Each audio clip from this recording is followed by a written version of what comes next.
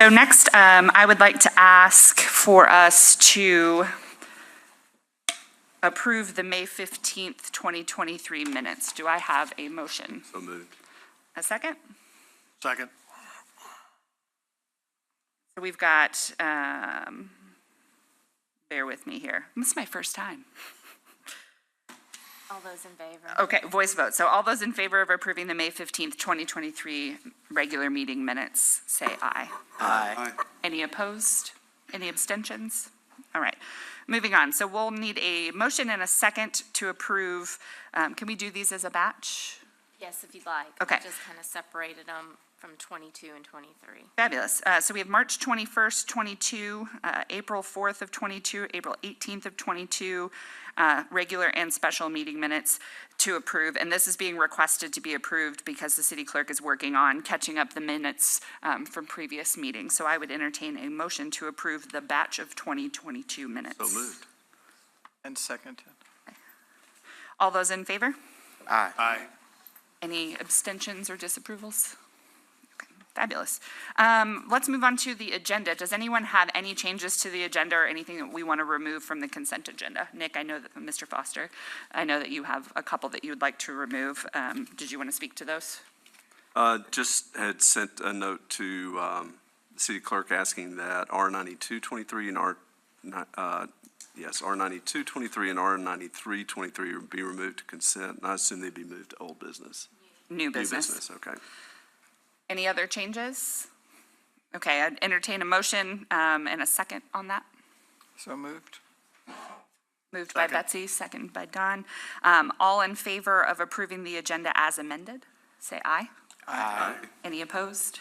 Any abstentions? Okay, and we do not have any special items tonight, nor do we have appointments to the boards and commissions, so we'll move on to scheduled public comment. Members of the public can contact the city manager's office by noon on the Wednesday prior to a city council meeting to schedule a public comment. Scheduled public comment cannot be on items that are on the same night's agenda. Tonight, there are 5 scheduled public comments. So for our first one, I would like to ask Tracy Wilson-Kleekamp to come forward to speak. Tracy?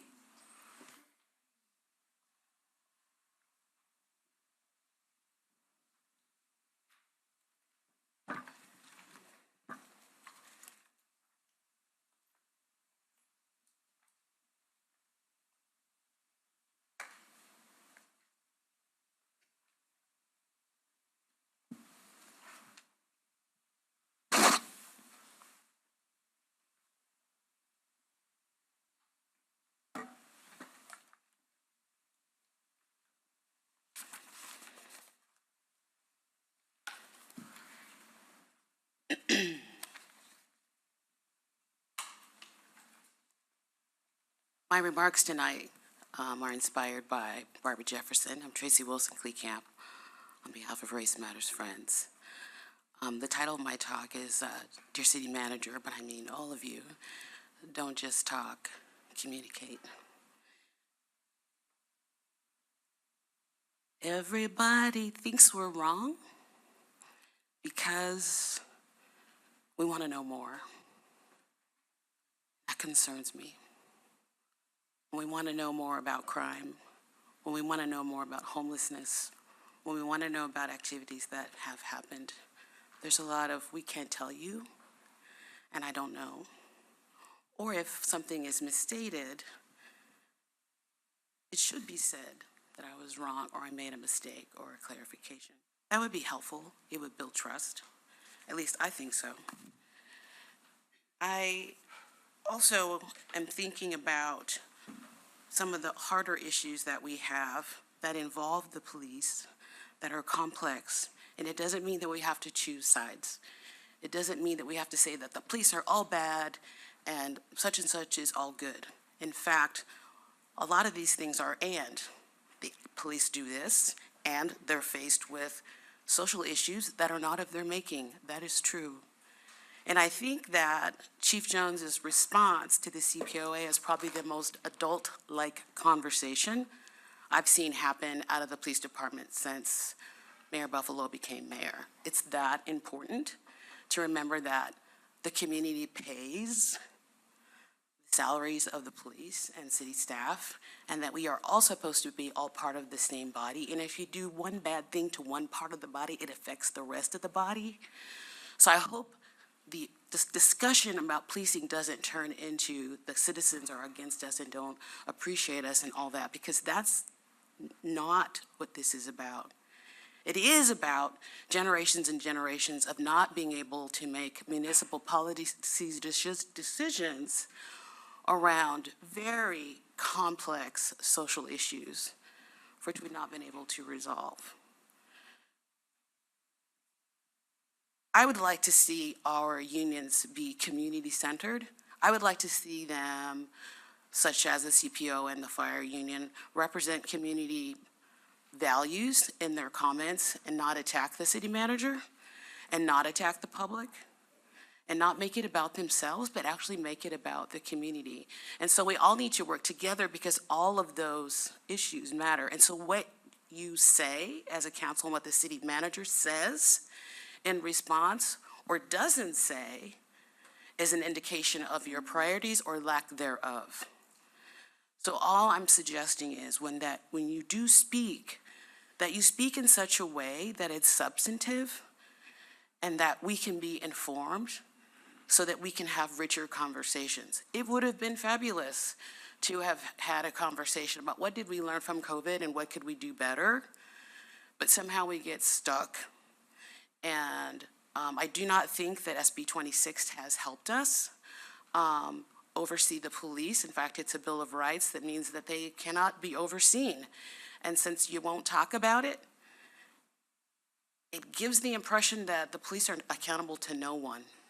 And I think that that's really unfortunate because we can't live in a deliberative democracy if we really believe in democracy when one of the most powerful institutions in the history of this country is suddenly not being held accountable out of some grievances that in some ways I think are misdirected and need to be better understood as a community problem. It's not about consensus. It is about the ability to learn from people who are different from you and being able to walk in other worlds besides your own with grace and equity and respect. And so when Mr. Weaver gets up here tonight, I hope that he does do that. And I hope everybody that's interested in policing and community policing and equity in our community remembers that we as human beings are all part of the same body. And if we do one bad thing to one part of it, it affects all of us, not positively. Only people with power and privilege to not be harmed by the social inequities of our time are exempt. But we need to come together. Thanks. Thank you, Tracy. Rose Metro had originally asked to speak today, but she has withdrawn her request to speak tonight and plans to reschedule in the future. So we'll move on to our next scheduled public comment, which is Don Weaver. So Don, if you'd like to come forward.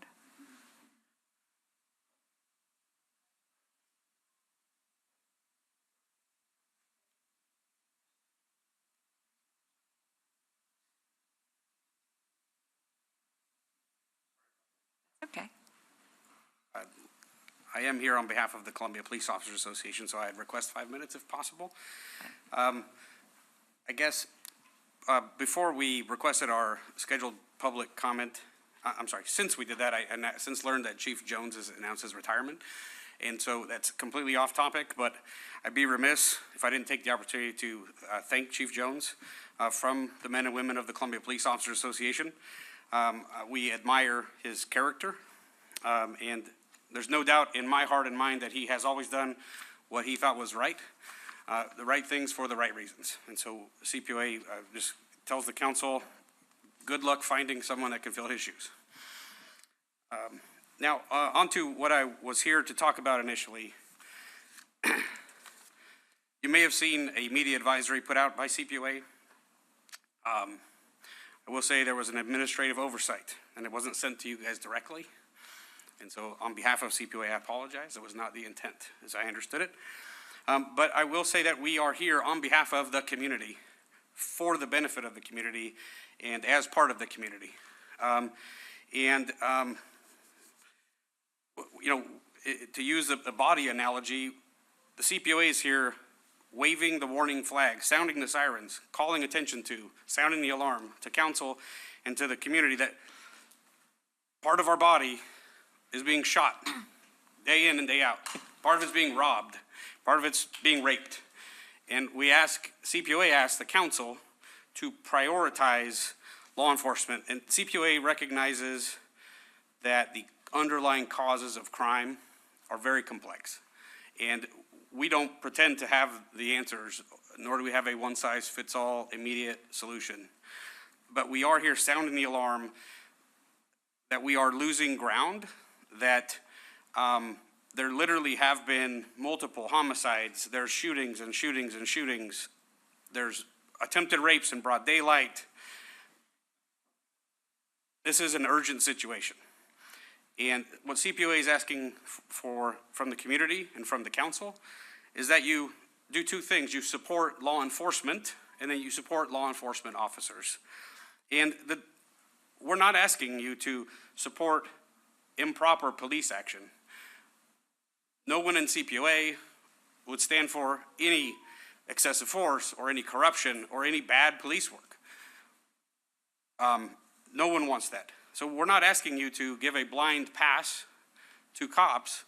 Hold them accountable for the policies. Hold them accountable for their training. Hold them accountable to do the things that they're supposed to do. But to support law enforcement means to support the actual enforcement of laws. And sometimes that comes with complaints from the community. Sometimes criminals don't appreciate being stopped, searched, or arrested.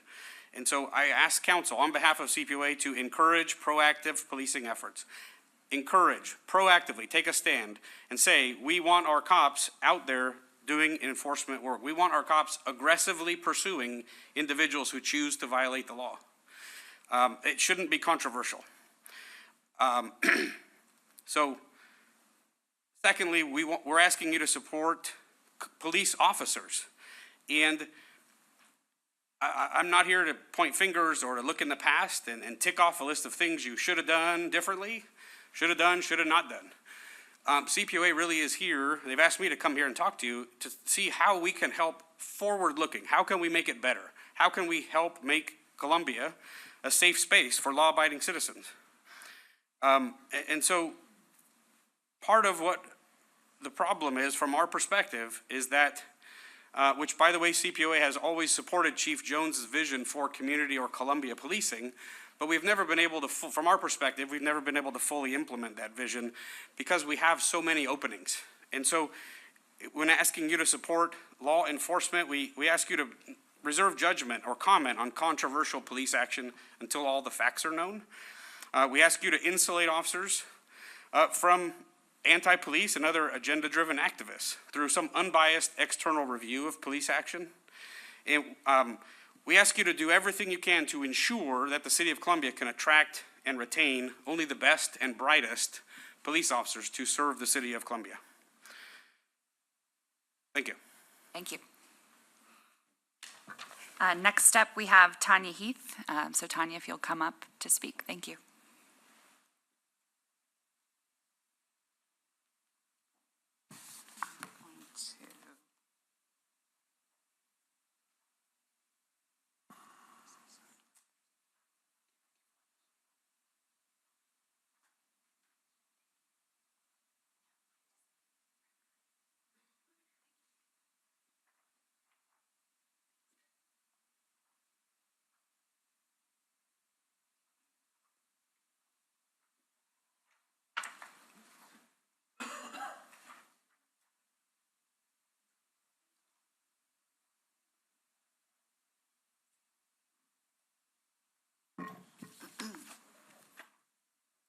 Tanya Heath, 4th Ward. I'd like to thank you for listening to the ideas from over 100 citizens that I have talked to. I have talked to people from the north, the south, the east, and the west of Columbia because we are very concerned with the amount of crime and the violence of that crime and how it affects everyone in the city. And I went to the use of force presentation, and as we sat there and we learned about everything that a police officer has to take in mind when they are handling a suspect, I learned a lot. It was just really an amazing thing compared to what we've seen on TV. And I'm as guilty as anyone else watching TV where you see things and you think that's how and why it should be done. So with my advertising background, I thought it would be helpful if we have a compliance campaign. And the reason for that is that we have so many people that come in and out of Columbia and so many young people that live here. And I thought it would be helpful if we have a common sense pledge to reduce police use of force incidents by having all the residents see a campaign about what to do if they are directed by the police. I think it's basic to us, but I think it would be helpful to the community. And so we should all agree, follow the law and do not commit the crime. Respect the police and recognize their legitimate authority. When given instructions or commands by a police officer, comply. Do not resist or fight the police. Demand that local, county, and state prosecutors strictly enforce all laws with vigorous prosecution. If you believe that you have been treated or arrested unfairly, request the officer's name and badge number and use the appropriate complaint and/or legal system after the incident to investigate and address the issue. We call upon all Columbia leaders and organizations to endorse the pledge, and this will help us reduce use of force incidents because people will know what to do when they're stopped. I mean, it's like you think about when you're pulled over, you're supposed to keep your hands on the wheel. We know that. Does everyone know that? I mean, there's just so many things that having an advertising campaign would help remind people of the proper behavior when they are either very upset, when they might be drunk or on drugs. There's all kinds of things that in that fight or flight, if we have a campaign, it might help them remember. People that could take the pledge would be our mayor, our city council members, our police chief, our Columbia Police Officers Association, Race Matters Friends, Hold Como Accountable, all other organizations of leadership in our city. Ideas, moving on to the next section, I have gathered ideas from regular folks as far as what we can do, because we have a role to play in our own safety, and that involves volunteering for at-risk programs, organizing and participating in neighborhood watch programs, teach expectations of behavior to the public for compliance during interactions with CPD, create a youth curfew that gives parents even more authority with their children. And I can tell you that we think that we don't need to support the parents with that kind of idea. It would help. The parents are at their wits' end with the way that the kids are disobeying, and even from very good families. So I think that would help. Volunteer at an elementary school to help kids with reading and math. Volunteer to mentor parents who need help raising children.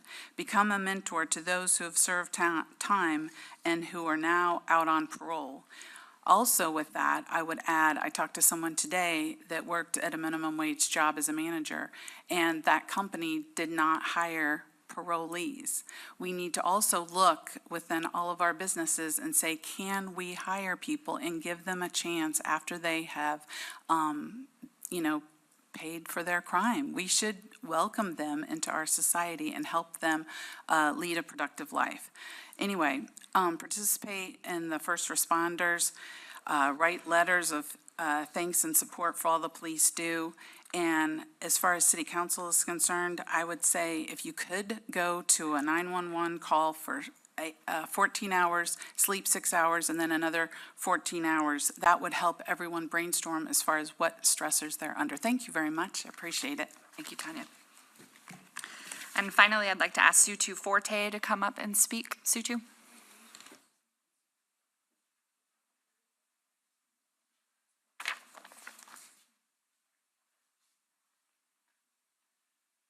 Very pleased to see all of you tonight. I see some new faces. Congratulations.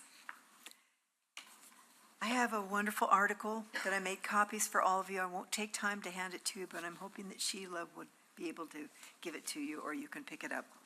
This is by Jay Hascheider, who talks about what we can do to improve the health of our nature, of our homes, of our landscaping.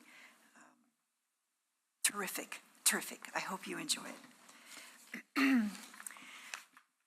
Title of my speech this evening, and I represent It's Our Wild Nature organization. I request 5 minutes, and I better get going. Why does wild nature matter? Instead of blabbing, I decided to ask people what they felt in 1 or 2 sentences. And these are some of my quotes. Number 1, we owe it to our kids to have the natural world nearby every day. That's Johnny Hodges, a professional singer, UPS employee, age 70. Number 2, I have mental illness, which is greatly remedied by spending time regularly in the forest. This is Dorothy Van Black, 18-year-old graduate of Battle High School. Number 3, because our one life matters, and it is not meant to be lived in a cage, our return to wildness is our liberation. Tricia Dietrich, visionary artist, 45 years old. Number 4, what kind of egoism allows us humans to alter, diminish, poison, extract, and permanently destroy our natural home? Greg Ahrens, 39-year-old doctor of English and poetry. The only professional landscape artists are the plants that house the pollinators, the natural diversity of species. That's real art. Shannon Bradley, 21-year-old MU student. Wild nature smells so good. 12-year-old grandson of Michelle Johnstone. Allergies are running rampant. Wild nature nearby greatly reduces air quality stressors. It was the only truly safe place to congregate during COVID, and that's Maura Bassett, age 19, environmental and sustainability dedication. Humans cannot function well without a relation with wild nature. First was the ocean, then we crawled onto land. Mother Earth is who we come from and will always need. Lauren McGuire, herbalist and nature advocate. Wild nature provides softness, gentle colors, healing greens, quiet stillness, space enveloped by rejuvenating air. Pheromones are shared by the trees. Breathing, slow down, listen, all levels of dynamics, melodies, rhythms, time changes. Sutu Forte, 71 years old, earth and music devotee. Matakiaka, native expression which means taking and giving back. Michael Dinmead shared this, a nature spiritualist, age 60. I'm going to do this. I was very saddened in April to drive east of Clover's Natural Store over the bridge and saw the hill there that had been scalped. 34 trees, large trees. One measured 54 inches across. I measured them, we took pictures. It took me a long time to be able to drive past that. 3 weeks ago, I went to a graduation party on WW. I drove east, hadn't been there for 2 or 3 years. Oh my God, the forests that are gone, the houses that are developed. This kind of development, in my opinion, and I'm not the only one, guarantees heat and explosive results. So I ask you, dear City Council, who's got the biggest job, please, for human sake, vote for future housing development that mandates wild nature strips and corridors throughout the Platts. Newly built areas need to have help by those who authorized and built these homes to replant native trees and plants. Matakiaka. Thank you. Thank you, Sutu.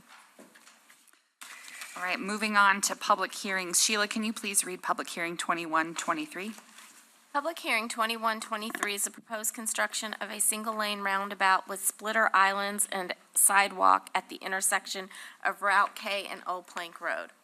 Thank you. Do we have a staff report? Yes. Good evening. My name is Shane Creech, and I'm the Public Works Director. This project would construct a roundabout to replace the existing skewed intersection of Route K and Old Plank Road. The existing intersection is skewed, which makes it a prime candidate for a roundabout. Staff held an interested parties meeting on March 16th, 2023. Comments received are included in your packet, along with the staff response to each one. The single-lane roundabout proposed would have a 150-foot diameter, and the project would also include sidewalk and splitter islands to improve pedestrian safety through the intersection. Staff anticipates the need for 3 permanent sidewalk easements and 7 temporary construction easements. The estimated total project cost is just under $1.8 million. The project will be funded 50% through MoDOT's Cost Share Partnership Program, with the remaining 50% coming from the city's quarter-cent capital improvement program sales tax. Construction of the project is anticipated to begin in the summer of 2025. Allison Anderson, the department's engineering supervisor over design, is with me tonight, and we're happy to answer any questions you might have. Thank you. Are there any questions from council about 2123? Okay, seeing none, I will open the public hearing for 2123. If you would like to speak, please approach the microphone.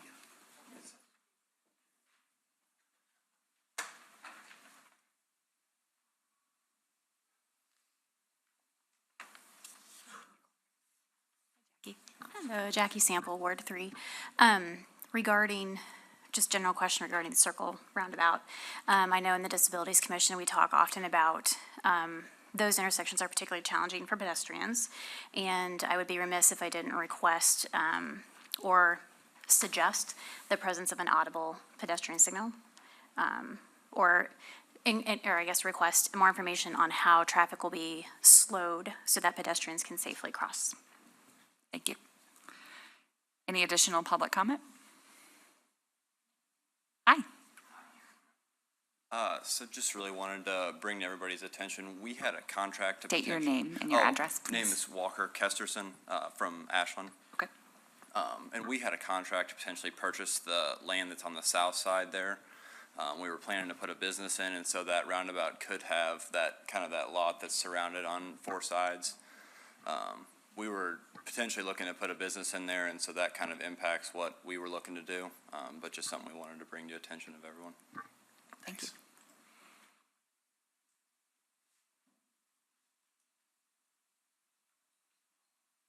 Jones, Second Ward. So I live right off Creasy Springs, and I would like to remind everybody of what horribleness the traffic used to look like going from Creasy Springs onto the business loop. Just a couple of years ago, until they opened up that roundabout, it went from traffic being backed up, sometimes up to half of a mile, at 7:30 to 7:45 in the morning, to now you can get through that with only having to wait 2 to 3 cars at maximum during rush hour. As somebody who's spent a lot of time in Europe and has seen roundabouts work for many, many years, I am highly in favor and think that they have calmed traffic a lot. Thank you. Hi, Susan. Susan Renee Carter, the Second Ward, and I also live off of Creasy Springs. And one thing I want to make sure you do is to make it safer for pedestrians and walkers with the lights that you can push. Recently, I've been trying to use my bike more to be a good citizen, but I almost got hit twice just trying to cross through some of the intersections there. And so we really do need buttons that alert the drivers that a person is either on a bike or is walking through those areas, because the just the marked areas they don't even pay attention to those. They roll into them and almost roll over you. So anyway, just some thoughts. Thanks. Thank you.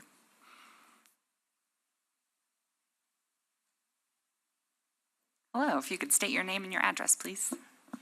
Elton Fay. I'm representing Zumalt Properties LLC, who owns the 2 lots there on the southwest part of that. I appreciated the comments from Jacob Walker. The Zumalt Properties had started a contract with a couple of buyers that were wanting to purchase those 2 lots back in August of 2022. And with the current design, the Zumalt partners, there's 3 of them, they're here this evening, want to support better roads and a better traffic flow in that area. However, if you will note, the northwest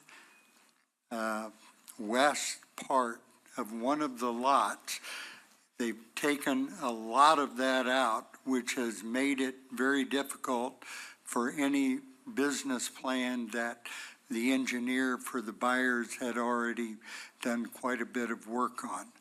And we have visited with the city engineers, and just the visual of that, by moving that roundabout to the north and west, maybe 20, 25 feet, would allow the city not to take the whole, about a third of that 1 lot, and would also allow, I think, for better traffic flow around that intersection. And we would like to encourage the council to ask for that in the final drawings. If you have any questions, I would just encourage that we do it a little bit better so that we don't take that much of that 1 lot out. We need about 15 to 18 feet more to be able to do with the corner what they had anticipated doing. So, thank you Mr. very Kay. much.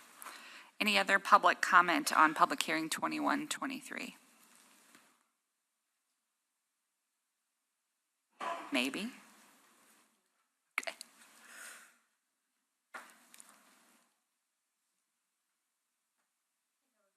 Hello, you may want to adjust the mic just a little. Perfect. It's my first time and I'm really scared, but anyway, thank you for allowing me to say something. I have 2 little comments. Can you tell us your name? Yes, I'm sorry. My name is Leticia Pulley and I live on Creasy Springs. In addition to what the lady said, something about the stop signs in there. There was one time my husband was driving at night and there was this truck with a trailer facing us as we're going into the mall, I should say, and we had to go to runabout. I think he did not see where the I-70 West is going, and he was facing us. And my comment only is, if there's only a reflector of I-70s or something like that on the road at night, so people can see where they are going, because it's really hard to decipher, especially if they do not look on the top part where the signs are. And number 2, people coming out from I-70 going to 24, I guess that's 24, going to the Circle Line. There is a stop sign in there. They made 4 stops, red stops, all at the same time. The problem is, when people coming in from that area, they bypass the stop sign and they go things like that, and it's already green on the other side. I just hope and pray that there's a way that we can stop this thing, because it is a disaster that's gonna have to happen one day. And they will, to me, the bad part of it is when they're crossing straight, they might hit the embankment underneath the bridge, you could say. That's all. Thank you so much. Thank you. Do we have any of the other public comment for public hearing 2123?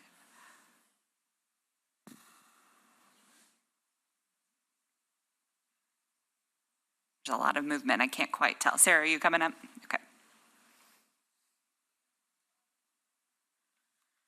Sarah Johnson, 110 North 10th Street. My comments are going to be short on this. I generally like the idea of the roundabout there. This is a really dangerous area for people that live in this area. I don't live in this area, but I do work for somebody who lives in the area. I do personal assisting for her, and that she's a disabled woman, so I help her with her groceries, things like that. She's tried to get rid of her car before, but because there's nowhere nearby that she can walk to, she's had to keep it. So I see this as like making the quality of life a lot easier. But I do agree with what some of the commenters have said about bicycle safety and pedestrian safety. Whenever I go there a lot, it's on Saturday or Sunday mornings, and there are a lot of bicyclists heading down K to get to Cooper's or wherever they might be going, usually training for races I see. So they've got their whole bike gear and everything like that on. So I do see that the pedestrian safety and bicycle safety is a really important thing here. And the only other thing that I feel is a little bit weird is that this is entirely in Boone County and is not inside city limits at all. The only reason why we're doing this is because we maintain that road with our snow plows. So that's like a really weird thing to me, especially since we have people that are trying to build businesses in that area. I see we've changed it maybe a little bit to allow Leatherwood Hills to be more accessible, whereas that wasn't really the case before, so I do like that. But please think about the people that have been in this area for a while and might want to develop the area more. But I do love the getting rid of the hill next to the Dollar General because that is very dangerous. Thank you. Any final public comment on this matter? Seeing none, we'll close the public hearing. Is there council comment? I'll start down here. Just a small comment. I too couldn't help but notice that this is surrounded by the county, although it is our road. And this is more of a rhetorical, almost comical question because I know the answer. Any chance the county contributes to such a project that would improve an area that has nothing but neighborhoods that are in the county around it? I wouldn't anticipate that. I just had to ask. I knew it was a big no, but thank you. Any other council comment? Mr. Foster? Yeah, Shane, because this is going to be something with other roundabouts that we're likely to consider, can you speak to the issue of pedestrian and bike crossings across roundabouts in general, but specifically to this one? Sure. I'll start with pedestrians. That's probably the easiest one for me to explain. The way we set up roundabouts with the angles that you see on the screen, it's intentionally to require that vehicles slow down as they come into the roundabout. We also strategically placed where pedestrians cross with the splitter island, so that they're only crossing one lane, in this particular case, one lane of traffic at a time. So they only have to look in the direction of traffic each way and cross. It's a little bit wider than 12 in this location, where we have them, because larger vehicles need to be able to navigate the roundabout. So therefore, it's a little bit wider there than it is, say, at the very beginning of the splitter island, about a 12-foot, driving lane. You get closer to the roundabout, it's going to widen out 15, 18 feet, something like that. But you don't have to, at a signal, you've got somebody that's going to run a red light, let's say, you've got to look both directions as you cross that whole intersection. So we believe from a pedestrian's perspective, it's easier in that regard.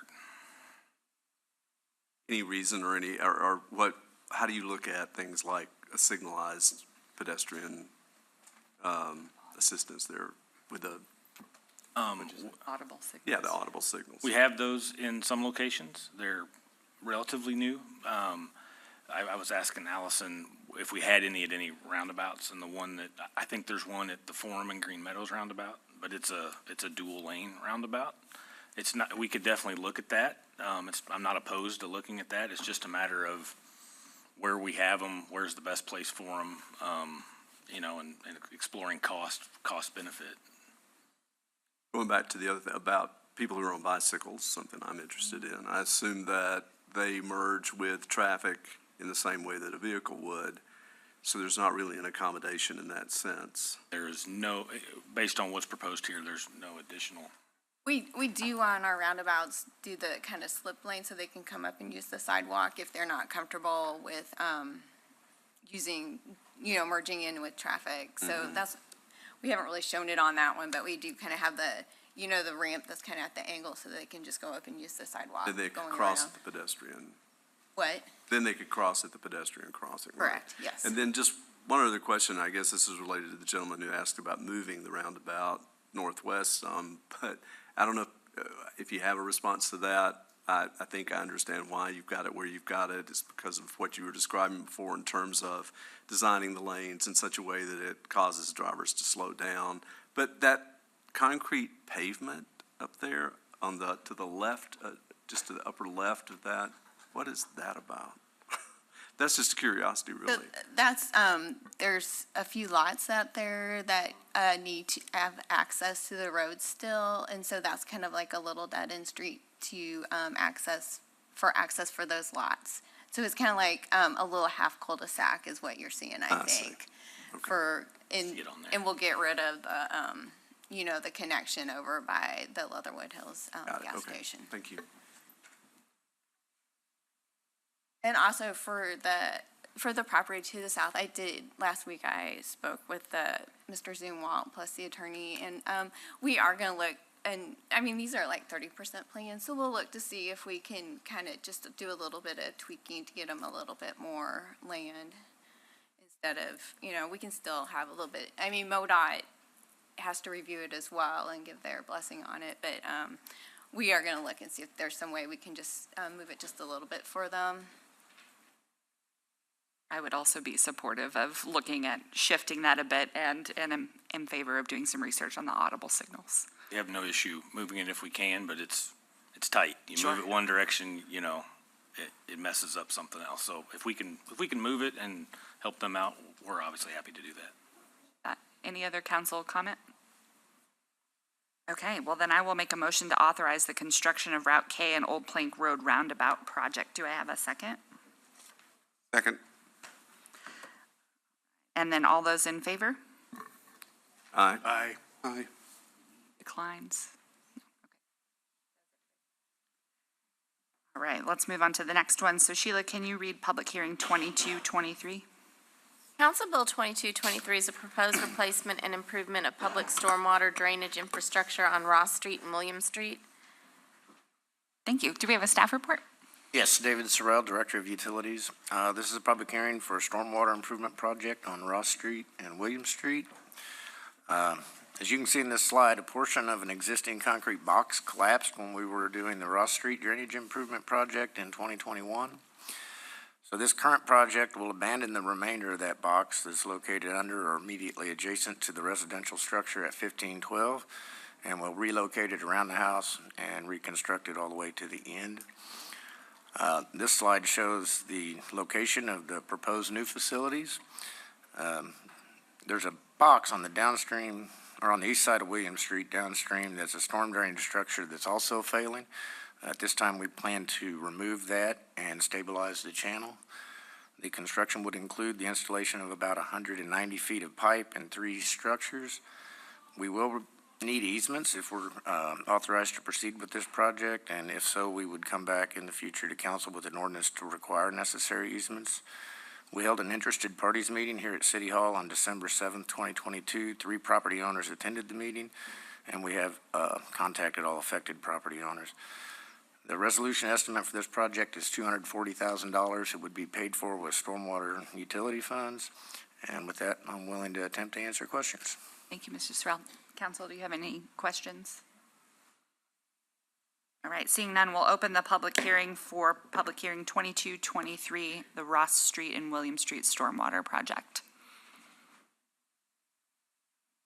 Okay, well, we'll close the public hearing. Council, did that brief amount of time yield you any questions? Betsy? No questions, but a comment. Go for it. So this is in my ward. This is one of the older parts of my ward. And I was just impressed with the number of people you guys contacted.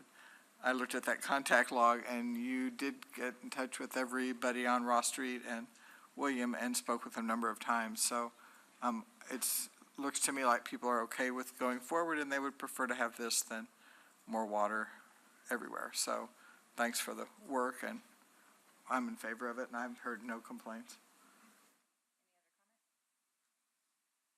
Well, with that, do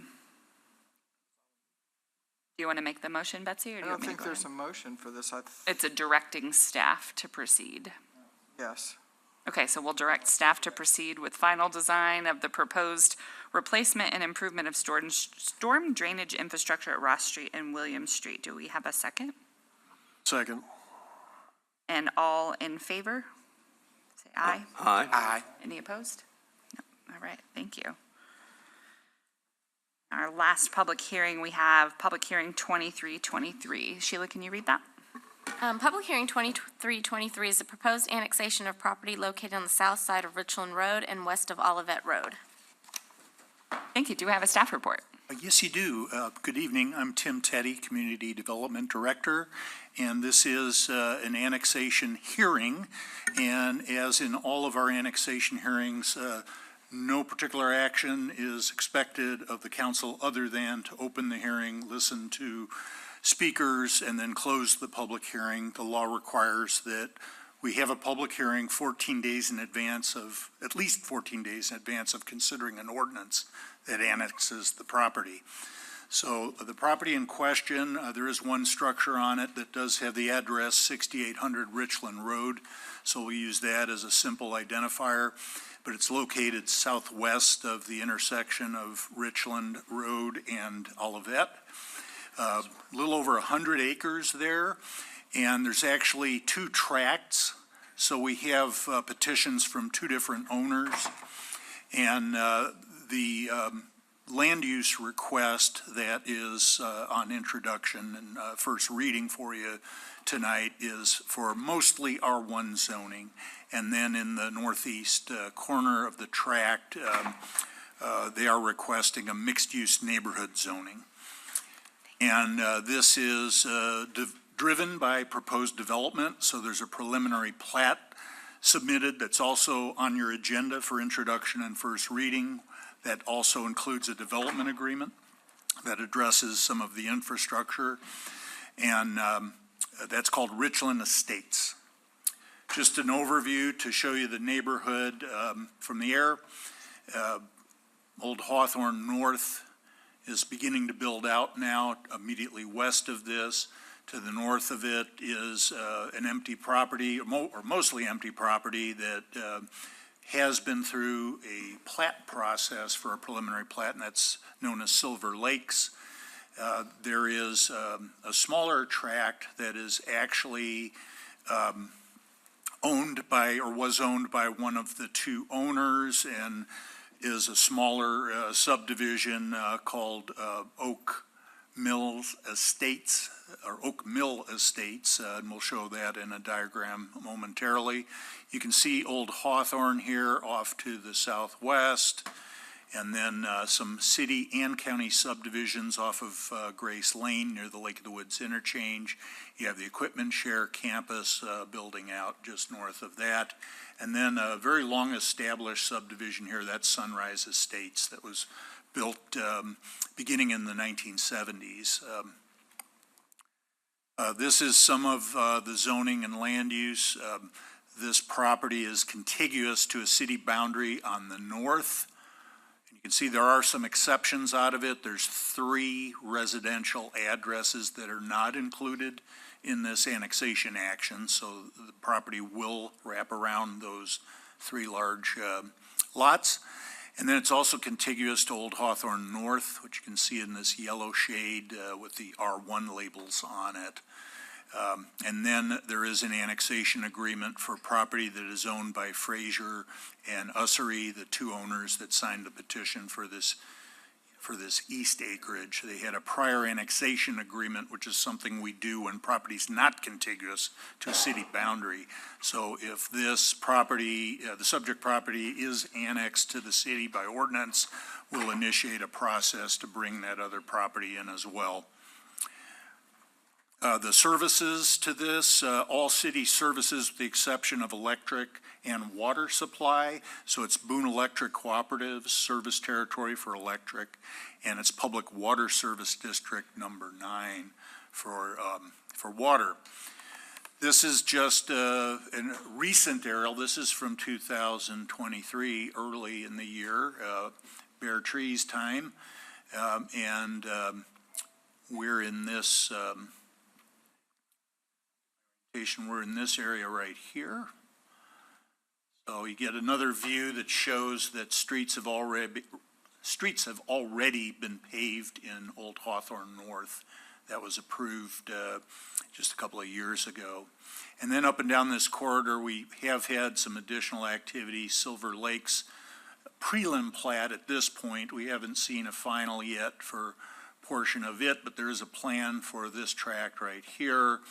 And then mostly off the image, this is actually where our 2023 aerials end. That's why you have this curved edge here. But you have the development that's been approved in the county, with which we also have an annexation agreement. And then just to preview the preliminary plat, the intent for developing this property, 146 lots, that'll be residential, one commercial lot, that's the MN zoning, that's going to be this one here. And then we do have a couple of, we call major roads. Adair Manor functions as a collector street, and that connects with Old Hawthorne North, so there will be alternate routes to circulate traffic through these neighborhoods. And then Burley, which comes in from Richland Road and would be extended at some point to the south in the direction of WW, as yet unknown when that might happen.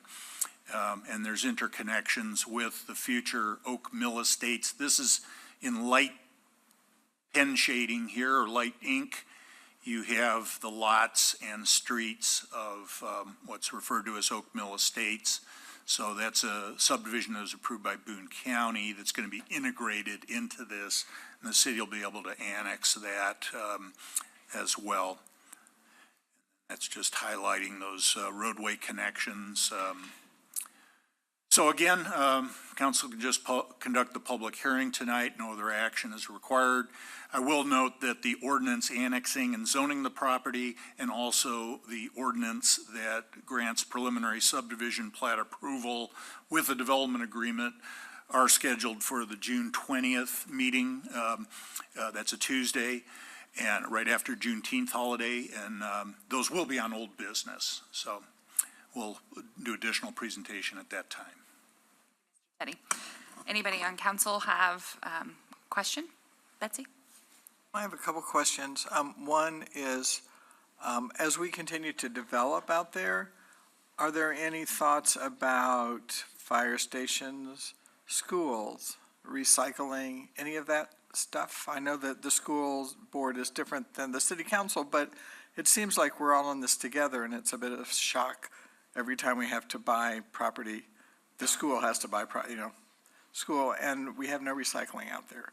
So is there anything in planning and development where you all ask for this kind of stuff, or we sort of have an overview of the plans for this? The method on parks is we refer to our parks master plan, so there either will be or won't be a need for parkland within the area to be subdivided per that plan, and we'll rely on Parks and Rec staff to make those comments.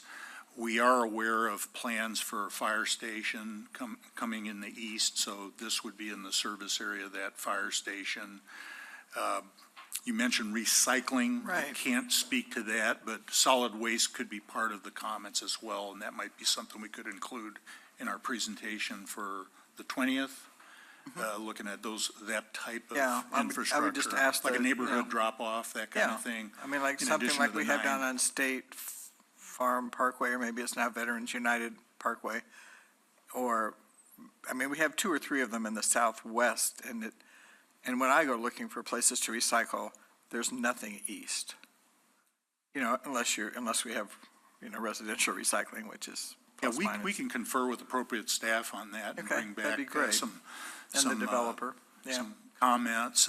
And then we are looking at the corridor as a whole as well, and we did have an in-house professional engineer has prepared a preliminary plan and profile for what you might think of as an ultimate build-out of Richland Road, so we get an idea how the grading works, and this would be a way to instruct developers on how to grade their sites for maximum efficiency, and also contribute adequate right-of-way and temporary construction easements and that kind of thing as development goes. And do we have any idea when this would be built out, as far as students, grade school, high school kids, and the need for future schools?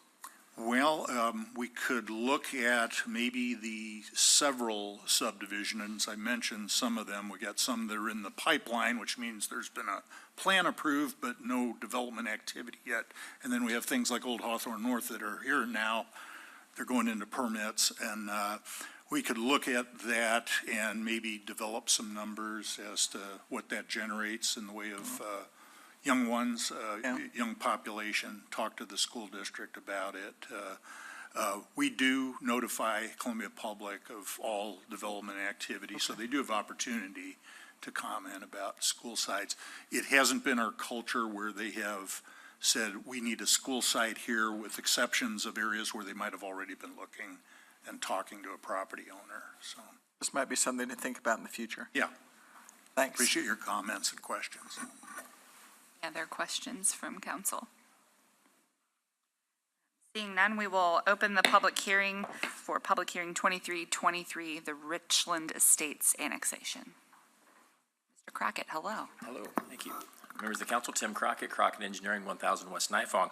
I don't have a lot more to add to what Mr. Teddy had already indicated. This project will come back before you at your next council meeting with the full development plan, the preliminary plat, the annexation, the zoning, as well as the development agreement that calls for all site improvements for this site. So we would like to basically discuss the bulk of the project at that time. To answer some of your questions, Ms. Peters, yes, I mean, I also serve as a district engineer for CPS, and so they're aware of projects, and they do have, they are cluing in and focusing in on development trends and locations in the city of Columbia. They do, as you know, the elementary school that's down in the Vineyard subdivision is relatively new. It's got some expansion capabilities. And then also, they have plans to expand Battle Elementary that's just to the north. So there are some opportunities there. With regards to the fire fire station that you talked about, just immediately north of this development was the Silver Lakes that Mr. Teddy indicated. When that project went through the preliminary plat process, the city reached out to look at a fire station location on that piece of property. During our negotiations, I think they found a more desirable location for station number 10. So that is in the works, and so they do look at that, and they do have that in mind. So there is pre-planning before too much development takes place, and they're usually pretty good about that. So we worked with them on that one. So again, this will come back to you in 2 weeks. I'm happy to answer any questions that the council may have at this time. Do you have any questions for the applicant while we have him here? No? Okay. Thank you, Mr. Crockett. Any other public comment about the Richland Estates annexation? Okay, seeing none, we will close the public hearing. Is there council comment on this? Y'all are easy tonight. Okay. That's what I already said. Well, that works. Well, this will conclude the required public hearing as required by state statute. So this is related to Bills 11623 and 11723, which again will be considered at the June 20th council meeting, which is a Tuesday. So moving on to old business, Sheila, can you please read B 5023? Council Bill 5023 is an ordinance authorizing a memorandum of understanding with U.S. Immigration and Customs Enforcement Homeland Security Investigations to utilize a Police Department Criminal Investigations Division detective for a part-time task force officer assignment within the Department of Homeland Security Investigations, authorizing a memorandum of understanding with U.S. Immigration and Customs Enforcement, Homeland Security Investigation Special Agent in Charge, Kansas City, for reimbursement of joint operations, expenses from the Treasury Forfeiture Fund, and fixing the time when this ordinance shall become effective. Fourth reading. Do we have a staff report? Yeah, so as Sheila said, this is the fourth reading. There were some concerns at the last time it was read when A.C. Stevens was here. So I wanted to get some clarification on issues to address those concerns. Hopefully you got the attachments to this that show the memo from Lieutenant Harrell. Also point out in Section 3, second paragraph, last sentence, HSI has not conveyed the authority to enforce administrative violations of immigration law. We have never participated in any administrative deportations. We just don't do that. So, any questions? Any questions for the police chief? I have a couple, Chief. One is about training. I think there is, as I understand it, this would assign an officer to a task force. It doesn't establish a task force within the CPD, right? It just formalizes a partnership that we already have informally with one of our detectives that works human trafficking types of cases with HSI, so that we have the resources brought from HSI. Mm-hmm. And you mentioned that you're not involved in any administrative, or, I'm sorry, is that the right word? Yeah, we don't deport people. Right. We don't participate in that. We don't help with that. And I read some stuff from Homeland Security that says that they are specific about being victim-oriented and victim-centered in terms of addressing this, that there are some options for some people to receive special visas and that kind of thing. So it's it could be kind of complicated. I'm wondering if, I understand there is some training for this. Does this mean that we'll have an officer that will be trained for working with this task force? And would any of that training be available to the department as a whole? I don't know the answer to that. Typically, when we partner with a different federal agency, it opens up training opportunities for everyone. We've had that experience with the DEA in particular and the ATF and the FBI. So I would anticipate that this would open up some training for us, but I think it will also give our detective better experience and better access to resources to be better informed as to what training to recommend to us, even if we're the ones looking for that training. It's just a gap that we need to work to fill. Okay. And one other question, is there any compensation that's attached to this from the department? I believe it's reimbursement of overtime costs if we were to incur any. Thank you. Any other council questions for the police chief? Okay, seeing none, I will open this up for the opportunity for public comment to speak on Bill 5023, a memorandum of understanding with the U.S. Immigration and Customs Enforcement Homeland Security Investigations Task Force. Hi, Anthony Wellroth of Hold Como Accountable, downtown business owner. This was largely pulled last time after me and others from Hold Como Accountable raised some concerns with it. I am glad to hear that there is a specific piece of language carved out in there to say that CPD is not going to directly assist in administrating the deportations of people. I'd just like to call some general concern to what the practice of so many memorandums of understanding with so many different agencies is, and that's that it takes the policing further and further away from public accountability. They largely give other agencies broad leeway to use Columbia Police Department's tools, and Columbia Police Department broad leeway to use those other agencies' tools. Also, as Jeff just pointed out, like there's often training opportunities associated with it, but when they're going off and getting training that's outside of what's directly, accessible to us, we can read what's in, like CPD manual, what CPD's ideal training is, what their idea is, but when they're going off and getting trained by, Department of Homeland Security, by the FBI, by all these other things, it just takes us farther and farther away from citizen accountability. So I don't know exactly how to address that, because there's probably specific memorandums of understanding that makes some amount of sense when you're looking at, like, should we give our police department access to tools that might help them make things better for victims of crimes, sure, I see that, but I just see a lot of problems with accountability when it comes to these memorandums of understanding. And in my gut, I don't necessarily trust that entering into one with Homeland Security is not going to lead to more deportations out of Colombia.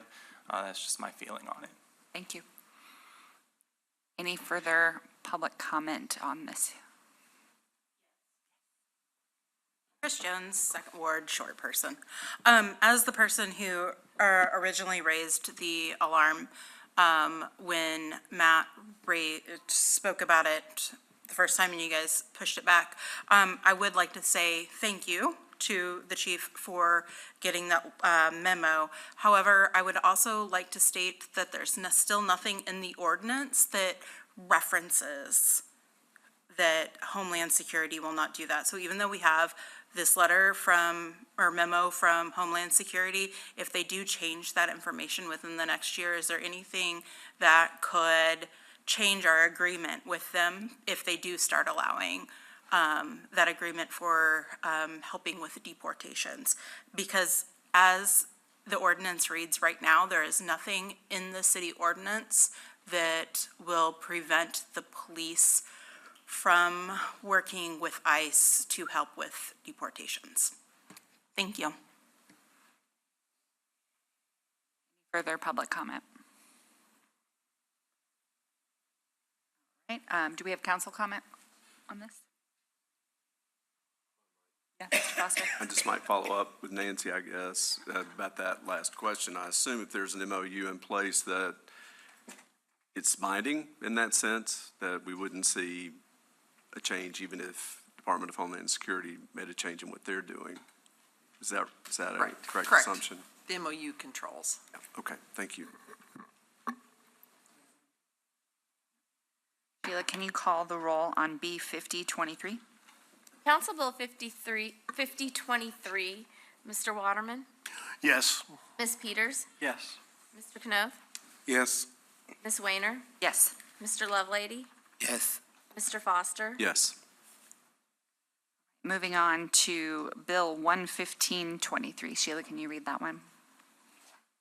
Council Bill 11523 is an ordinance amending the FY 2023 annual budget by appropriating funds for the purchase of a Quint 10 fire truck for State Fire Station Number 10 and fixing the time when this ordinance shall become effective. Second reading. Thank you. Do we have a staff report? Yes, ma'am. Clayton Farr, Fire Chief. This ordinance would allow us to enter into a contract with the manufacturer of fire vehicles for the procurement of a new Quint for Fire Station 10. By doing so, it allows us to have access to that vehicle approximately 6 months early, and we can also save approximately 10% on the cost of the vehicle by acquiring it early. We've been notified by the manufacturer, as we have with others, that we should anticipate some cost increases fairly soon. So by moving this particular purchase forward about 6 months, it's going to allow us to save about 10%. The vehicle cost, or the total amendment, is $1.6 million. The vehicle itself is $1.378, and the remainder of that will be for equipment, fire hose, and those sorts of things to outfit that vehicle. Thank you. Does council have any questions for the chief? Okay, seeing none, if anybody from the public would like to speak on this issue, please approach the microphone. Chris Jones, Second Ward. I'm the daughter of a retired firefighter. So I would just like to point out that this Quint would then, getting it 6 months early, would save us a little over $100,000. Is that correct? About $160,000. So that will pay for approximately 4 years of that health benefit, the 17 cancers, PTSD, and PTS that the fire union was asking for. So I ask that you specifically move that money to there. Thank you. Any other public comment? Seeing none, does any council member have a comment? Dr. Peters? Well, it's going to be in my ward, so I want to thank you for thinking about this proactively, and for hopefully saving the city some money that we can use for something else. So, thank you. Co-sign that. Do you guys have any? Okay, Sheila, can you call the roll on B 11523, please? Council Bill 11523, Mr. Waterman, Yes. Ms. Peters, Yes. Mr. Knoth, Yes. Ms. Weiner, Yes. Mr. Lovelady, Yes. Mr. Foster. Yes. Thank you very much. And moving on to the consent agenda. Sheila, can you read the items on the consent agenda twice and to call the roll? Items on the consent agenda include Bills 10723, 10823, 10923, 11023, 11123, 11223, 11323, 11423, and resolutions 8323, 8423, 8523, 8623, 8723, 8823, 8923, 9023, and 9123. Bills 10723, 10823, 10923, 11023, 11123, 11223, 11323, 11423, and resolutions 8323, 8423, 8523, 8623, 8723, 8823, 8923, 9023, and 9123. Mr. Waterman. Yes. Ms. Peters. Yes. Mr. Knoth. Yes. Ms. Weiner. Yes. Mr. Lovelady. Yes. Mr. Foster. Yes. Great. Let's move on to new business. This is where we put our two items that were pulled from the consent agenda. So Sheila, if you could please read R9223 and R9323 as they can be read together. Council Bill 9223 is a resolution providing for salary adjustments for eligible employees and establishing an implementation date, granting a waiver from the requirements of Section 1985 of the City Code to provide for salary adjustments for employees that exceeds the maximum salary ranges established in the FY 2023 classification and pay plan. Council Bill 9323 is a resolution authorizing a memorandum of agreement with the Water and Light Association to provide for FY 2023 and FY 2024 salary adjustments for eligible employees. Thank you. Do we have a staff report?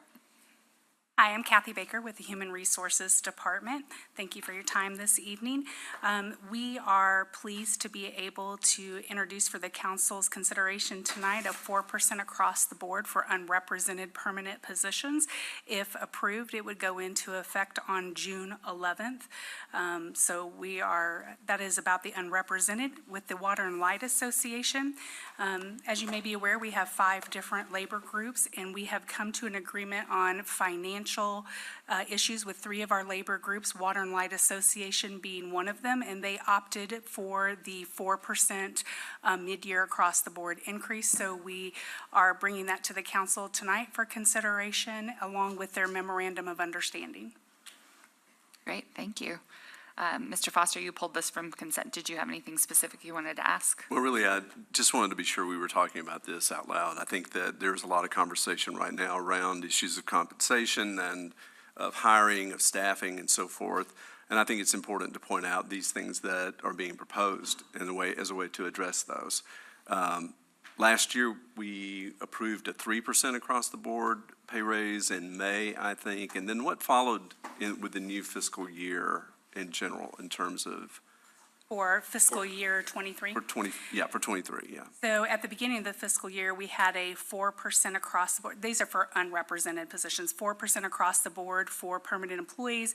We increased base pay to the midpoint for employees that had 5 years' time in class, and employees were eligible for up to a 1% performance pay, and that was at the fiscal year. We also were able to do a mid-year increase, which would have been mid-year 22. We did a 3% across the board, and we did the retention payments based on how long you had been employed with the city of either $750 or $1,500. So I guess the question is really just about sort of a philosophy of this, and the city manager may want to speak to it too. I know that there are still outstanding conversations going on with represented groups with the city, but I'm guessing that what you're looking to do here, you're looking to replicate with them. Is that a fair statement? Well, under collective bargaining, we have to engage in negotiations, and so it will be unique to each one of those labor groups. Okay. But we are engaging in proposals for pay with all of the labor groups. And we have agreement on 3 of the 5. on pay. And I think this is necessary, but Mr. Liu, you may want to speak to this in terms of us being sustainable over the next couple of years. We talked about this a little bit tonight in the pre-council meeting. I think we're going to see continued competition for employees everywhere. So you have any idea about projecting what we can anticipate in being able to maintain this kind of approach? So currently, what has been proposed, we do think that we will be able to maintain what will be coming in the 24 fiscal year. We do want to look at that though and keep an eye on it going forward to see what maybe else we will be able to do for our employees in the years after that. Okay, thank you. I'll second Nick's motion on appreciation for the work you all have done. And can you confirm for me my understanding that this 4% across the board adjustment is not going to those other labor groups by choice, right? They had an opportunity to receive it. So there were proposals offered to each of the 5 labor groups. 2 of the labor groups that we've come to an agreement with, other than Water and Light Association, opted for a fiscal year increase, and the other 2 labor groups were still actively negotiating wage proposals. Okay, thank you. Other comments or questions? All right, would anybody from the public like to speak on R9223 and R9323?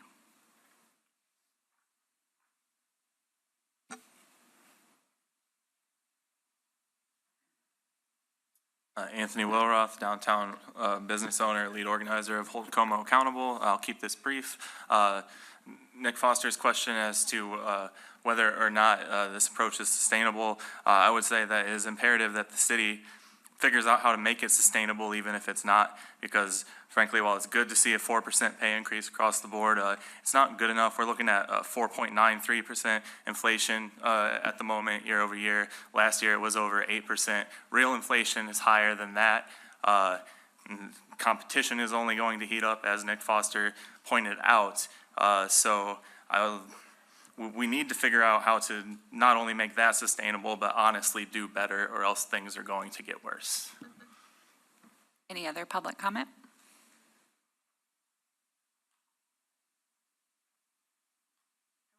Chris Jones, Second Ward. I would just like to ditto what Anthony said, because without keeping up with inflation, all you are doing is making poverty a worse problem in Any other public comment? Any council comment? I would like to say thank you. Back in the day, when I was a city employee, we did a compensation and classification study and didn't implement the pay increases. And there were a number of years where we did not provide raises for employees. And so I appreciate that we are supporting a philosophy that is hopefully moving people more towards livable wages. So I appreciate that. Thank you. Sheila, can you call the roll on R9223 and R9323 individually? Council Bill 9223, Mr. Waterman. Yes. Ms. Peters. Yes. Mr. Canoth. Yes. Ms. Weiner. Yes. Mr. Lovelady. Yes. Mr. Foster. Yes. Council Bill 9323, Mr. Waterman. Yes. Ms. Peters. Yes. Mr. Canoth.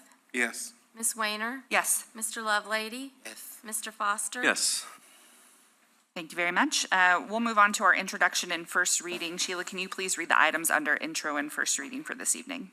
All bills are introduced by the mayor unless otherwise indicated. Bills 16223, 11623, 11723, 11823, 11923, 12023, 12123, 12223, 12323, 12423, 12523, 12623, 12723, 12823, 12923, 13023, 13123, 13223, 13323, 13423, 13523, 13623, 13723, 13823, 13923, 13923, 14023, and 14123 first reading.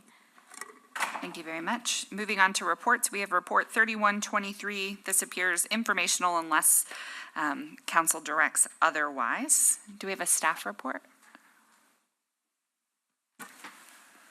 Just very briefly, this report on short-term rentals is about the public input and public comment that we solicited sometime after the council suggested at the end of its joint work session with the Planning and Zoning Commission that they'd like to hear more. So in the late winter, early spring, we conducted a survey on Be Heard, as well as invited the public on Be Heard to submit written comments on it.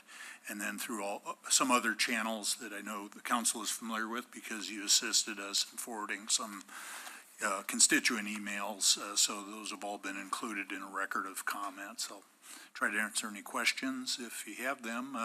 We're suggesting that an ordinance not be put to a public hearing just yet. You may want to have another work session with the Planning and Zoning Commission in light of this input, and then a better time perhaps to have the hearing is in September or thereabouts. Yeah, I did notice that they wanted us to discuss future dates potentially into the fall regarding the academic year. Okay. Council, anybody have any comments or questions on that? Any dates we want to suggest? Well, I would just say in September, we're finishing up the budget, so that's sort of a problem.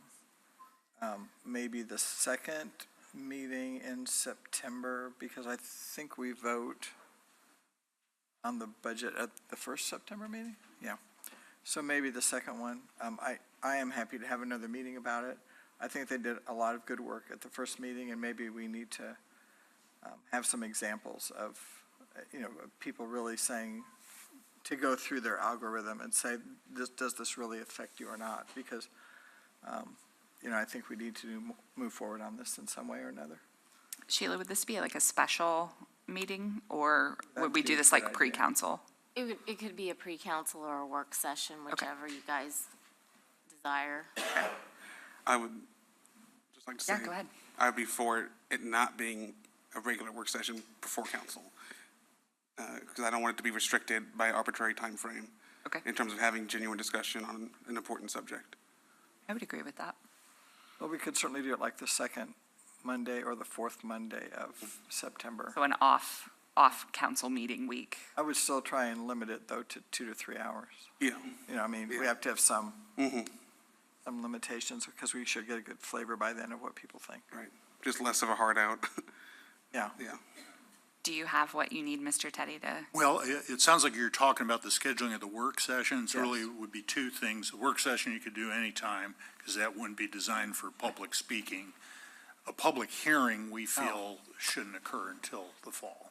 Until after that work session? That's when people step up to the mic and talk about a proposed ordinance. Right. Mr. Foster? Will there be any opportunity, I assume there'll be a further opportunity for people to comment and to give input. Does the Be Heard site remain open? Are there other avenues for that to happen?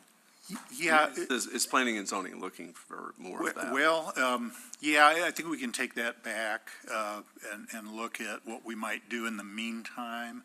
One lesson learned is we were trying to do a lot with this. We were both canvassing, with this questionnaire survey, and we were asking people to review and comment on an ordinance. So we got a lot of feedback on that and some critique on that. So we might want to just pick a lane, so to speak, and say, okay, there's an ordinance that's been developed. Would you please comment on this ordinance? And we'll leave it up for a time. Or you go more the question route and just put questions up there. How do you feel about short-term rentals in our community? I guess part of my concern is I want to be sure that we're hearing from a broad range of our residents, and specifically from people. I'm interested in hearing from people who are living in communities that have STRs in them, what their experience is. That's the kind of input that I'm looking for. Okay. Testimonials as to how it's going in other places. Something like that. If we can find a way to do that. No comment or direction? I just want to add, and this has, what I'm about to say has nothing to do with any individual topic or policy. So it's not specifically about STR. But I did see in this report, P&Z's comments about kind of a displeasure with the results of the survey and how they kind of feel, almost similar to Councilman Foster's thoughts on perhaps a concern that it didn't reach enough people or who they might have desired.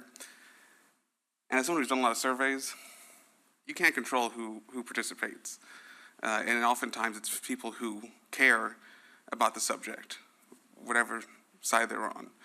And so I do think at some point, if you're upset with the results, which I'm not saying is applicable to this case, then you might just not be happy with it.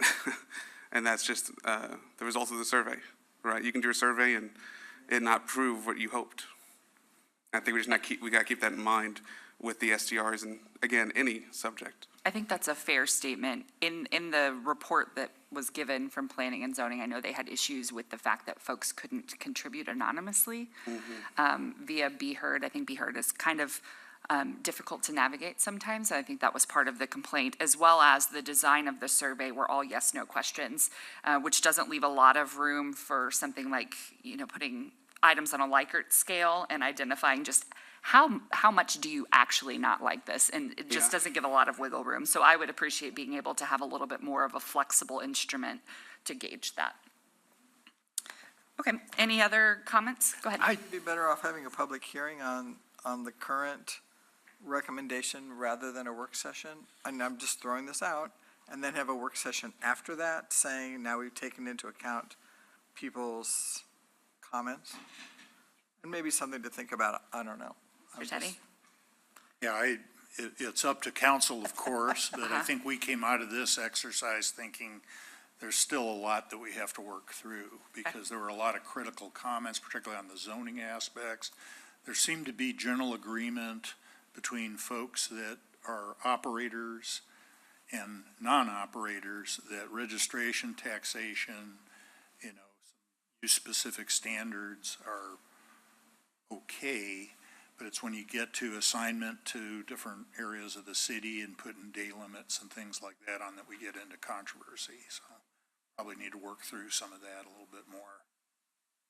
So would that be worked through before our next work session, or you want us to work through that at the work session? I think that would be part of the purpose of the work session to say, do we stick by our guns with this ordinance as written, or do we consider okay, so then we need the work session first. How did it strike you, and especially when you see it up I think so. compared to the comments? One more question. Hold on just a second, Mr. Waterman. Oh, sorry. Yeah, what would be the mechanism? I apologize for my ignorance on this, but I know I've talked with some individuals that are for short-term rentals owners, talked to individuals that are against it. I know there's a segment of our population that is against it.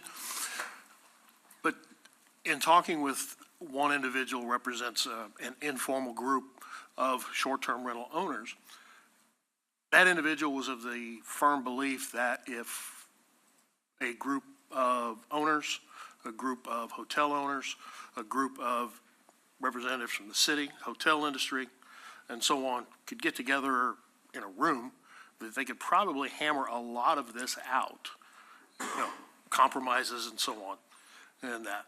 So I guess what would be the mechanism for that? Is that something they could volunteer on their own? Is that something we would have to set up through the city? They could do it and then bring it to either the public hearing or the work session? Yeah, I mean, last time we had a controversial text amendment, we did have a community organization did put together a suggested alternative. Okay. That is something that's within the realm of possibility, I think. All right, I'll take that back to them. Thank you. Mr. Knuth. Thank you. Just to clarify, we're talking about the second, latter half of September for a potential work session, a joint work session. And to be sure, P&Z, the commission, will have opportunity between now and then to continue their work on the regulations as they currently stand? Yeah, I think we'll have a debrief from this report, see where it takes us. Okay. Thank you. Thank you, Mr. Teddy. Move on to Report 3223, which is a report from the Disabilities Commission about the Como Accessibility Plan. Jackie, would you like to speak?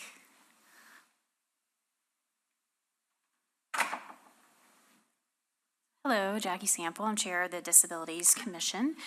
So the Como Accessibility Plan is not a plan that council requested, but you're getting it anyway. Our commissioners, as I've stated before, are very passionate, and we're dedicated to turning that passion into planning. And so that is what this resultant report is. How this came to be, over the past, it's been well over a year that we've been working on this information, where we started with a draft, and then we had 3 public hearings. We had 1 town hall here in City Hall, and then 2 outreach processes where we went to different communities to talk directly with community members on their priorities for accessibility within our community, and that allowed us to come up with priorities for our commission and our advisory capacity to council. We also wanted to include in the plan that this isn't just because to fill up everybody's agenda and make a meeting longer. We wanted to make sure that you're aware of the successes that we feel we've been successful in doing over the past year or so. One being working with council on virtual attendance possibilities for advisory commissions, the Broadway and 10th protected pedestrian pathway, and the continued conversations we have whenever there is construction in town regarding those pedestrian pathways, as well as the budget we have this year, and we sent several of our commissioners to Kansas City for the National ADA Symposium. We'll be hearing their report this Thursday at our meeting, and also we had some of our city staff attend as well, so that was very exciting. We're really happy that that happened. Looking forward, you'll note in the report what we did is we took the strategic plan for our city and we pulled out those strategic priorities and specific goals that we felt the Disabilities Commission could be to assist the city with. And we directly aligned goals of the commission to those particular priorities within the city's strategic plan. Some of our priorities, just wanted to point out a few within that plan, is collaboration with the DEI officer. He did come to our meeting last month, so we've already met with him, which is exciting. Again, working on construction projects and sidewalks, because that's always going to be something. Additionally, one of the things we look forward to talking about is the ADA coordinator position, and perhaps making sure that that time is protected, so that person either has more time or has protected time in order to work with us on our plan. So our ask is basically that you review the plan, and that when items come across your agenda, you refer to what we have provided, and make sure that you can reach out to the experts we have on the Disabilities Commission to provide insight and advice to you moving forward as it aligns with our strategic plan and this Como accessibility plan that you didn't ask for but are getting. And I'll take any questions. Dr. Sample, does anybody have a question? Mr. Foster? Just really a comment. I love this, and I love the way that you've put these together that you've aligned this with the city's strategic plan and a little bit beyond the strategic plan in several instances, which I find challenging and helpful. But you all are a really good example, I think, of how important boards and commissions are to the work that the city council does. And so just a word of appreciation for the hard work that you're doing in that way. When it comes to issues of equity, I think that if we address these with the disabled, those who have disabilities in our community in mind, that will go a long way toward addressing the concerns that we have about equity in general. But especially when it comes to things like infrastructure, I think it's really, really important. So thank you for keeping those things highlighted for us and for what I find to be an excellent report. To a similar note, as somebody who's served on a fair share of boards and commissions here, I just want to say I applaud you and your fellow commissioners for taking the initiative and not necessarily waiting for direction, but instead, again, taking the initiative and producing something of worth. Thank you for listening. I will just echo the same as somebody who was on a commission for a while. I really appreciated the crosswalking of documents and the alignment of those plans, and I think we would benefit us as a council to have more boards and commissions do that kind of work. So thank you. Thank you. And our last report is Report 3323, which is the Citizens Police Review Board Annual Report for 2022. Do we have anybody from CPRB or the Police Department that are going to be speaking on it? Or is that you, Nancy? I am not prepared to speak on this. I think this is for your information and given to you for purposes of digestion. Got it. Thank you. Dr. Peters? Indigestion, one of the two, yeah. I know I read it and I thought, oh, good, that was sort of last year's report. I'd like to see what CPRB can do this year. Okay. Any further comment on this? Okay, well, I will move to the general comments section. So if anyone from the public would like to speak, you have 3 minutes as an individual, 5 if you're an organization, you just need to request that. Please approach the microphone.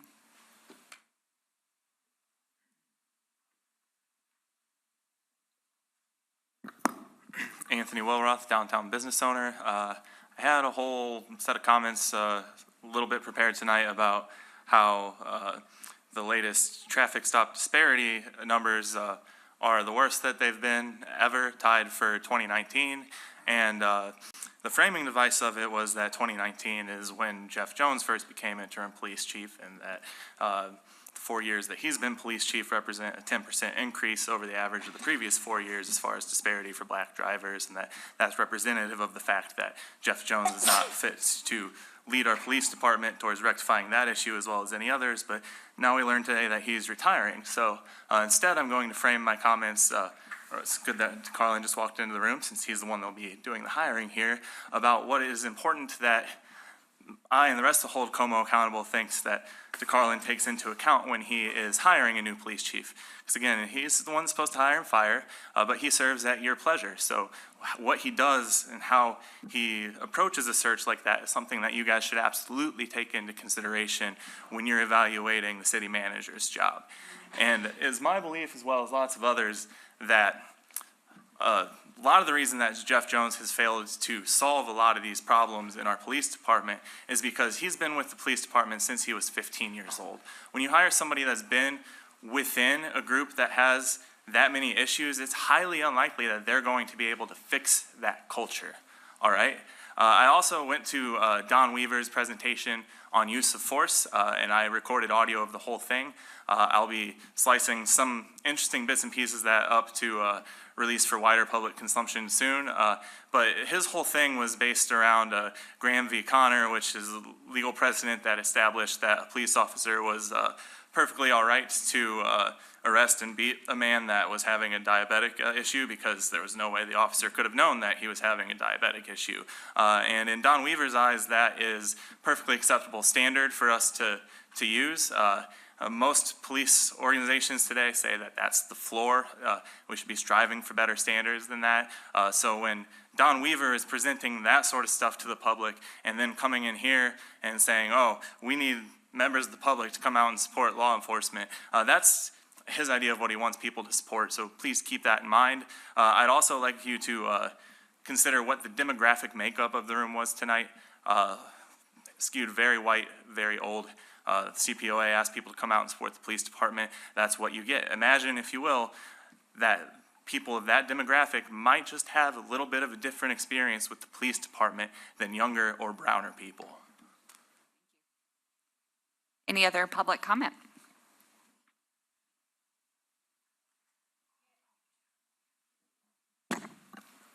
Sorry. I didn't know you disliked me that much, Andrea. Knocking things around. Chris Jones, Second Ward. I would like to start with that I was very disappointed in Don Weaver's and Tanya Heath's speeches tonight at the beginning of council. You could tell that they were white and very privileged. Specifically talking about Tanya's, I will not be taking her oath. She talked about that I will keep my hands on the wheel. I will do specifically what the police department says. I see you laughing. It was very privileged and very tone deaf. As far as reports that came out about the police department last week, I will read over what Anthony mentioned in his, according to the traffic stop that just got worse and worse and worse and worse. The disparity rating for white people is 0.73 this year. For black people, it is 3.51, meaning 5 black people have more than 4 times the likelihood of being pulled over in a traffic stop than white people. For Native Americans, it's 2.26. Now, we like to pride ourselves on being a very progressive town, so let's look at Boone counties. For this year, Boone counties, white people's is 0.87, black people is 2.85, meaning that Boone County is less racist than Columbia. And Native Americans is 0.92.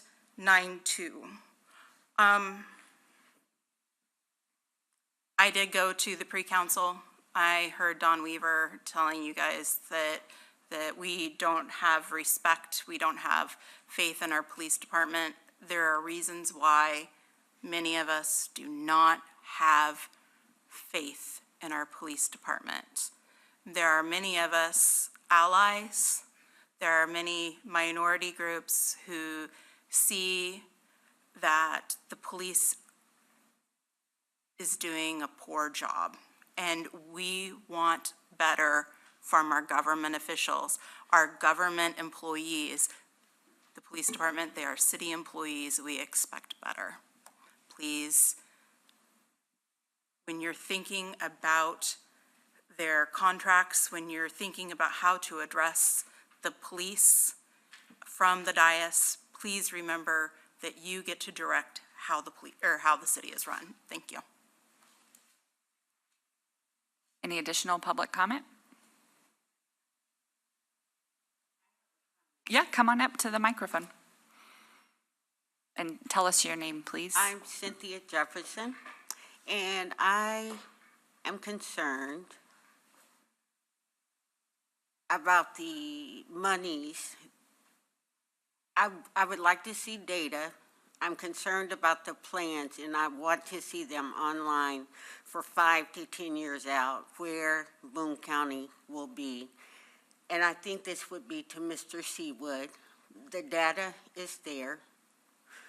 I want to see the plans because I need to know in 5 or 10 years what the projection is for Columbia in terms of where businesses are going to be and where housing is going to be and where home ownership is going to be. That's very important to me, and I'd like to be able to easily find the information on the plans and the data that matches it, because I really believe in wards 1, 2, and 3, I'd like to see the data on each ward as to how much finance is going, where the money is going. I'm deeply concerned that the representation on the boards and the commissioners really don't reflect Columbia. And I was disappointed and actually went to a pre-council meeting about, I guess, 2 to 3 weeks ago. And there wasn't a point where I could have objected to some of the applicants, and I felt that there was a conflict of interest that some of the board members should have taken action on because it was a conflict of interest. So that was concerning to me. So moving forward, I really want to see the plans for 5 years and 10 years out, and I'd like to see data that reflects how much money is going into each ward yearly. Thank you. Thank you, Ms. Jefferson. Any additional public comment?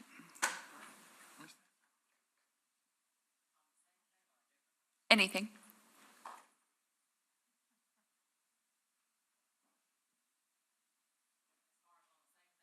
Oh, you speak on whatever. Reba Newman, 4800 Merrill Drive. I don't know who's my ward, but on the same thing with the police. We teach our kids to put our hands up. We don't put them on the wheel. So that's one thing that needs to be taught. But I didn't come here for all that. I don't know anything with all that other stuff. I came here in, I think it was January, to ask help with getting a fence removed from the back of my yard. And I didn't get any help. I was given a card and somebody took me outside to talk to me and they said they would do whatever it is that they do. I came here last March, went to planning and zoning. They wouldn't help me with anything, and I'm just really getting tired. And I called the police, not the police, but I got into it with a neighbor that's behind me that put the fence up. Or the city put it up, or the police put it up. I can't get a clue on what's what. So I'm kind of disappointed in the city because I shouldn't have had to have gotten into it with my neighbor behind me. So all I know is I came here and I thought the guy's name was Mike Griggs that was supposed to get back with me. I don't know. Whenever my neighbor called the police on me 3 weeks ago, it was Brandon Baden that came out. And he said to come back to the city. The neighbor keeps taunting me saying, come to the city. All I know is I pay a mortgage, can't get in the backyard, can't cut trees, can't do anything. So I don't know who I need to talk to. I'm at my wit's end, and I'm just tired. I go to work, mind my own business, and I just want to be able to come home, come out my back driveway, go through the front, whichever way I want to go. I pay a mortgage, that's my choice. It's a city street, who put up the fence, move it, or either allow me to cut it and make my own way in and out. And I don't know, I just feel really disrespected. I don't know what else more to do. So I don't know who I need to talk to. I go to planning and zoning, they make fun of me upstairs, they send me downstairs, they say they'll fix it, they don't. This has been going on for a long time. So. Are you looking for guidance of who to go to? I done been here for guidance, I done been upstairs a year ago. And they laugh at me, and I know they do. So what's going on is there is a fence that's blocking you from getting in and out of your backyard. Yeah. That is connected to a dead end or public street. To a dead end, to a public street, yeah, basically. And it could have been moved, it could have been cut, it could have been done just like that. If there's nothing to it. Mr. Seawood, is this something that your staff can chat about? It's more complicated than can just be talked about at the council meeting. That's fine, as long as she's included. Yeah, that's fine, yeah, it's just, And I never got a letter whenever they put the fence up, nothing. It's not an easy fix. Okay. Well, I don't know what the problem of it is. Because when wintertime comes, I have to be able to get in and out. You talk about homelessness, you talk about everything else. I don't have nothing else. I had to come back home. I should be able to get in and get out. What do you mean it's more than just that? We need lights put up out there. There's people breaking into stuff, doing this, doing that, and city don't care, but okay. But if I come up here and act ignorant, it's a problem. I think I said that the last time when I came here 6 months ago. Please don't make me have to act ignorant. Okay. Thank you.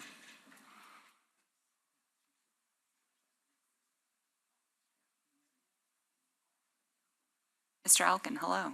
Eugene Elkin, 3406 Range Line.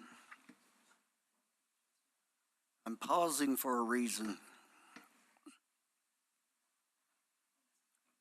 Since '09, I've come here many times to help the homeless.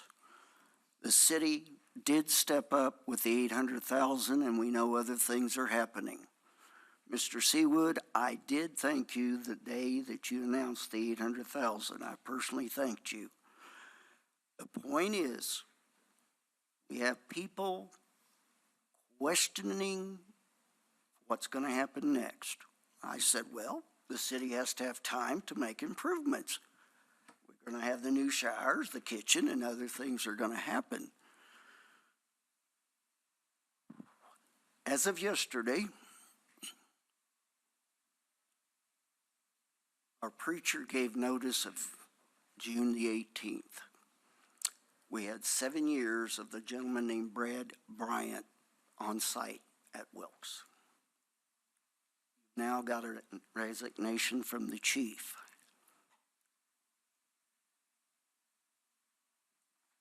We were told by Brad we had about 2.5 years.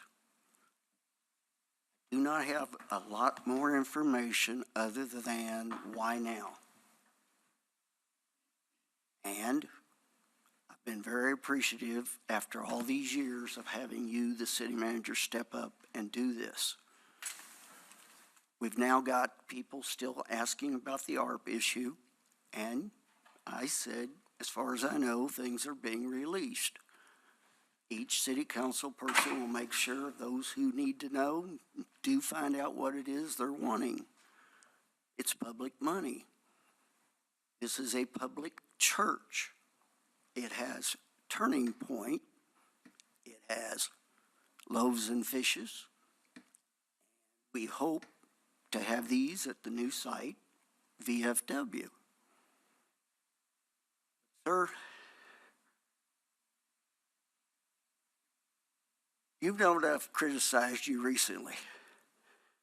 And if it's the employees of this city that are not working for you, then you get on them. I'm saying it straight from my heart, sir. I'm being mistreated, and I'm keeping my mouth shut. I'm a Can you disabled direct that to us, individual, please? and I have every right to speak up for any disabled person. If this building needs better acoustics or a mic that dangles from the ceiling, so be it. Another person tonight complained they cannot hear the meeting when they're in the lobby. And I don't know what year I asked for it, but there is no sign to tell them where to go to the bathroom. Thank you, Eugene.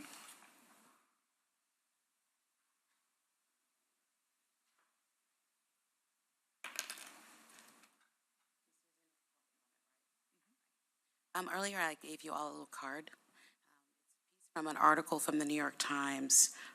It's called Why Poverty Persists in America by Matthew Desmond, and it comes from his book, Poverty in America. And I thought it was a really great article because it looks at poverty from the perspective of exploitation.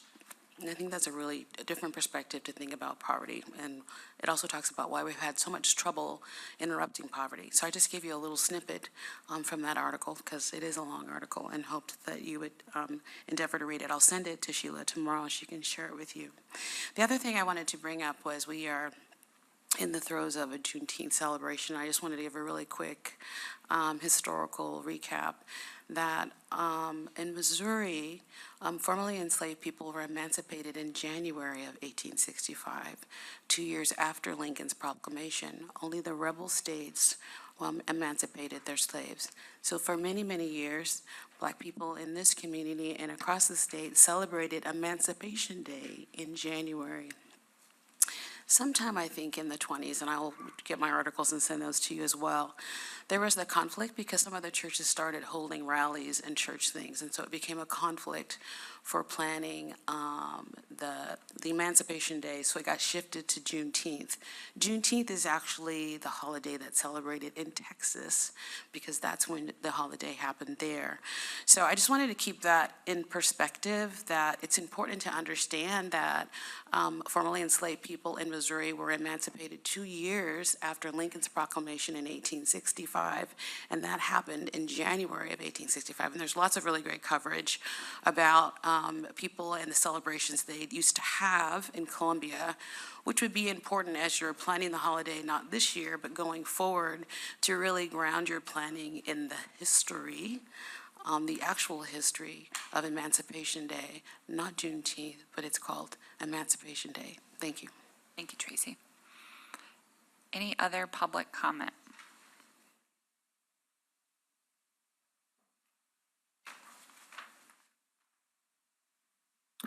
Susan Renee Carter, and I'm representing Race Matters Friends. I'd like 5 minutes. So I'm here this evening to speak to you about the public comments that were made by the CPOA attorney, Don Weaver, earlier. And I wanted to come and help point out some things that we learned at his presentation on use of force.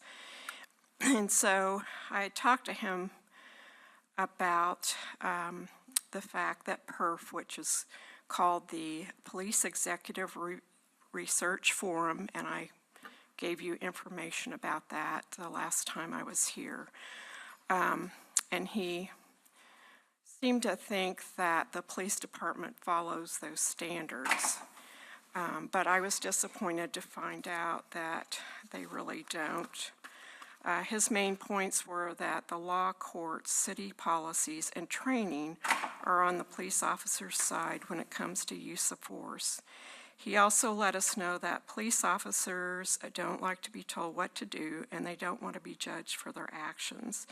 So this led me and others in Hold Como Accountable and Race Batters Friends were asking to restructure the supervision methods to ensure that the police department has city management oversight, city manager oversight, more stringent policies on use of force, and changes to their training to align with the PERF standards. And so I just want to point out a few things, and I won't make it through all of them, but I'll hand it out to you as I made up a grid that shows the PERF standards and shows what Don spoke about. The first one is the sanctity of human life should be the heart of everything an agency does. And what we learned was that cops are told they need to stay safe, they need to go home alive and not get hurt. That is a high priority for officers. That means officers are above criminals. Agencies should continue to develop best policies, practices, and training on use of force that go beyond the minimum requirements of Graham versus Connor is a PERF standard. And what we learned is the law, courts, and city policies side with police using force, and the law is on their side. The police can use any necessary means and derive their authority from Graham versus Connors. This is a case where officers use force against a man having a diabetic episode, and what we learned was that the police officers were cleared by the courts, and he used this evidence that police have a lot of latitude. The next thing was using the critical decision-making model provides a new way to approach critical incidents.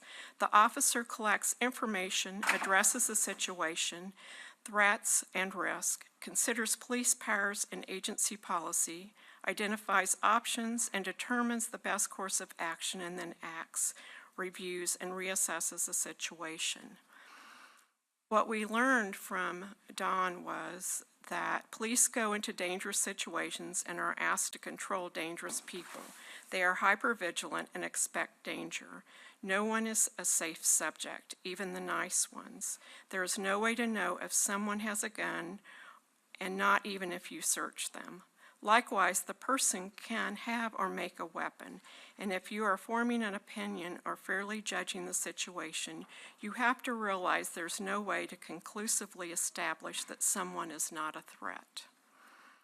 The next thing was that you are prohibit use of deadly force against individuals who pose a danger only to themselves.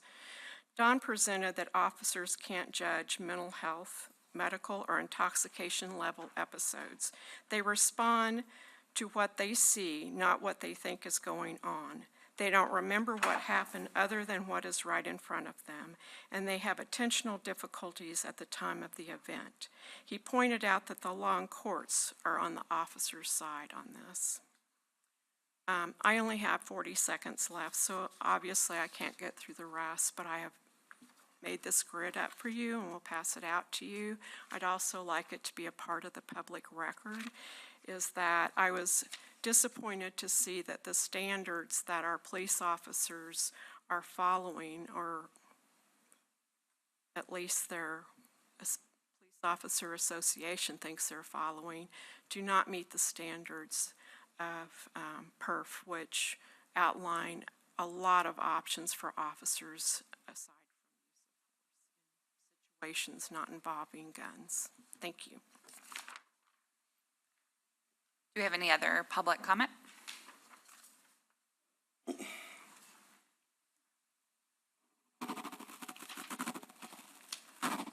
Good evening, Reverend Gray.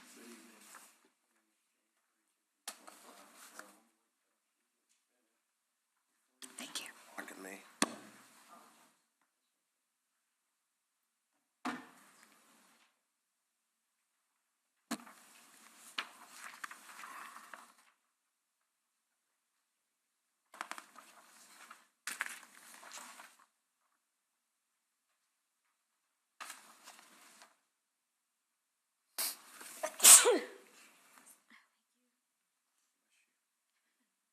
want you all to do me a favor real quick.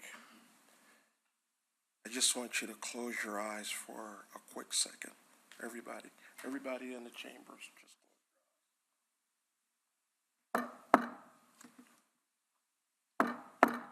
you could open them now. That's the knock of the police department knocking on is deceased. Over the last few months, we have had several of our young people killed. Young lady back here. Reverend Gray, can you speak into the microphone? We're having a hard time. Lady back here helped with everything when it comes to that. The churches, the family, and all of that. When you talk about feet on the ground, feet are on the ground with that young lady. We had a discussion that we have a lot of money between the city and the county. It's time, back when I said, it's time for us to stop telling our young people what they need and allow them to tell us what they need. What are you talking about? I was just over at a visual. Kids, I've seen cars drive by with guns out the window. What I'm trying to say, it's time that we as a city and the county come together. Let's start talking about putting groups together for our young people and allow them to run it. And see if we could fight crime that away also. Another kid is going to listen to another kid. If you go out to the mall on the weekends, there's actions out there also because they got phones saying, meet me at the mall if you want to fight. Let's start thinking about giving them places and things to do. We are held accountable. Between us and our school system, we got to hold ourselves accountable. We got to hold ourselves accountable because this is the issue. There's going to be another shooting and another shooting and another killing and another killing and another killing. And watch this. We talk. That 72-year-old lady, these kids was having this. And at the end of the day, we got to stand up with one another, for one another. We got to bring our young people involved with the city, finding out what they need and how they could help solve some of the crime. Over the last 4 days, I've probably only got about 8 hours of sleep. Because watch this, I don't see anybody else out there. Say what you want to say. Come out there, and then we'll discuss where the money should go. Thank you all. Do we have any additional public comment?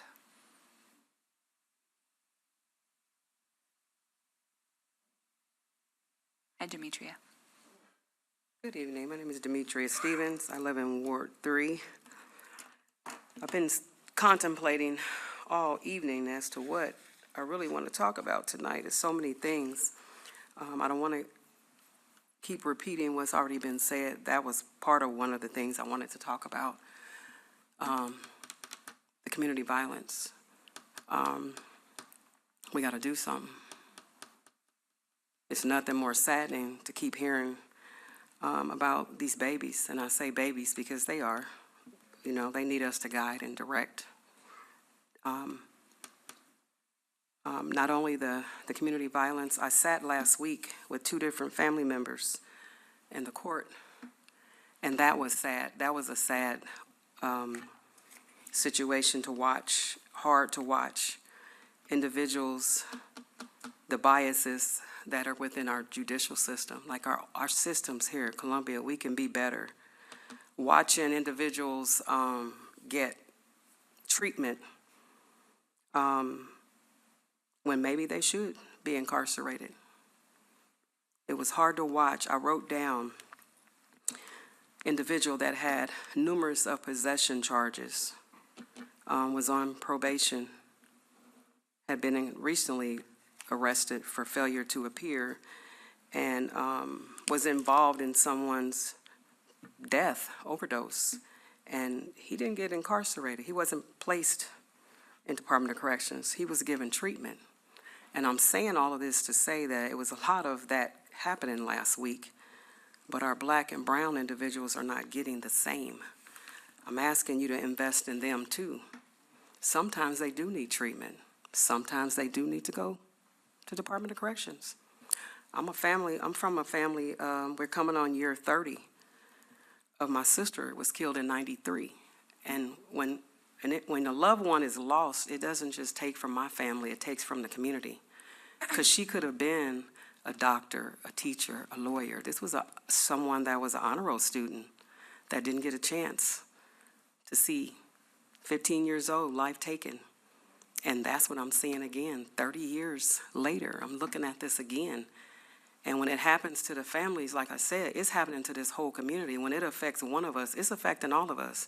And it's going to take all of us. I'm not going to point any fingers because I want to be a part of the solution as to how do we fix this? Because it can be fixed, but we got to get to the root. And a lot of time the root is individuals are suffering from trauma. I've said this before, mental health, it all fits. It all ties together, but can we please invest in our city, in our youth, in our adults, into the mental health, into the courts, into the police departments, housing, school system? Thank you. Thank you. Any remaining public comment this evening?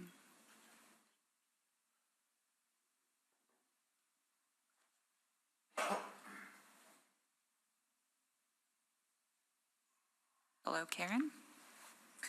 Karen Sikanator, Second Ward, Missouri Democratic Party. So we've been seeing an awful lot of shootings here in town, and there's a whole lot of people questioning what can we do. One of the things I think it's vitally important to highlight is the role that our legislature is playing in this overall narrative. We're not hearing about that enough. But over and over and over, we see Republicans in the House introducing bills making it easier for everybody to get guns, trying to make it easier for guns to be accessible anywhere, to be on public transit, to be carried into churches. We have to do something at the state level instead of just blaming our council for violence that's happening due to everybody having guns. More guns everywhere is not solving any problems.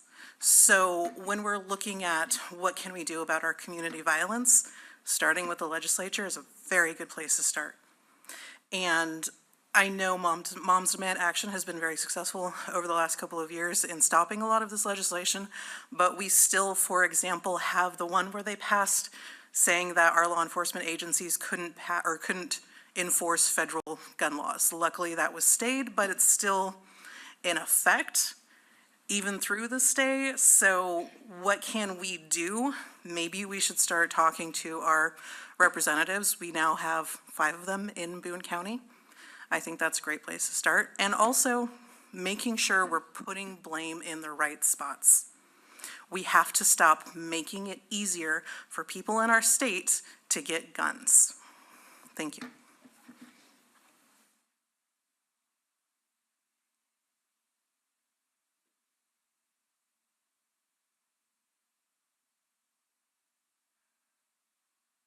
Sarah Johnson, 110 North 10th Street.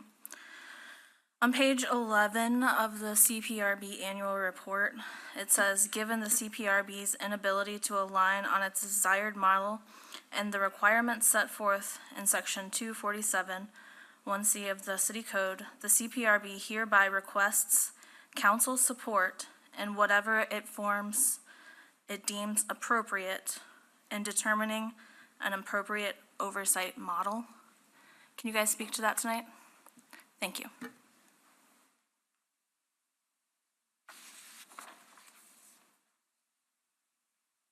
Any other public comment? Seeing none, we'll move to council comment. Mr. Waterman, you're up first. Couple different topics tonight. One, regarding the incident at Harpo's, I was sad, disappointed, a little angry that the 2 officers felt that they needed to resign because they didn't feel like they would get a fair shake from the city leadership. Agree or not, but I think that that's a sad state to be in. I realize that some of that goes back to previous councils, which I was not a part of. But again, it's something that I think we should be thinking about. And I was part of that, because when it happened, there was a statement prepared. I read the prepared statement instead of simply saying, no comment until the investigation's completed, which is where it should have been.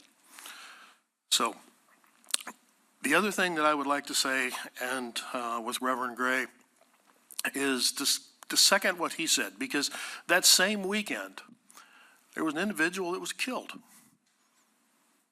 But we didn't hear about that. All we heard about was the incident at Harpo's and the use of force, over and over and over. It's become almost common to hear on the nightly news, shots fired downtown. I don't think anybody's okay with that.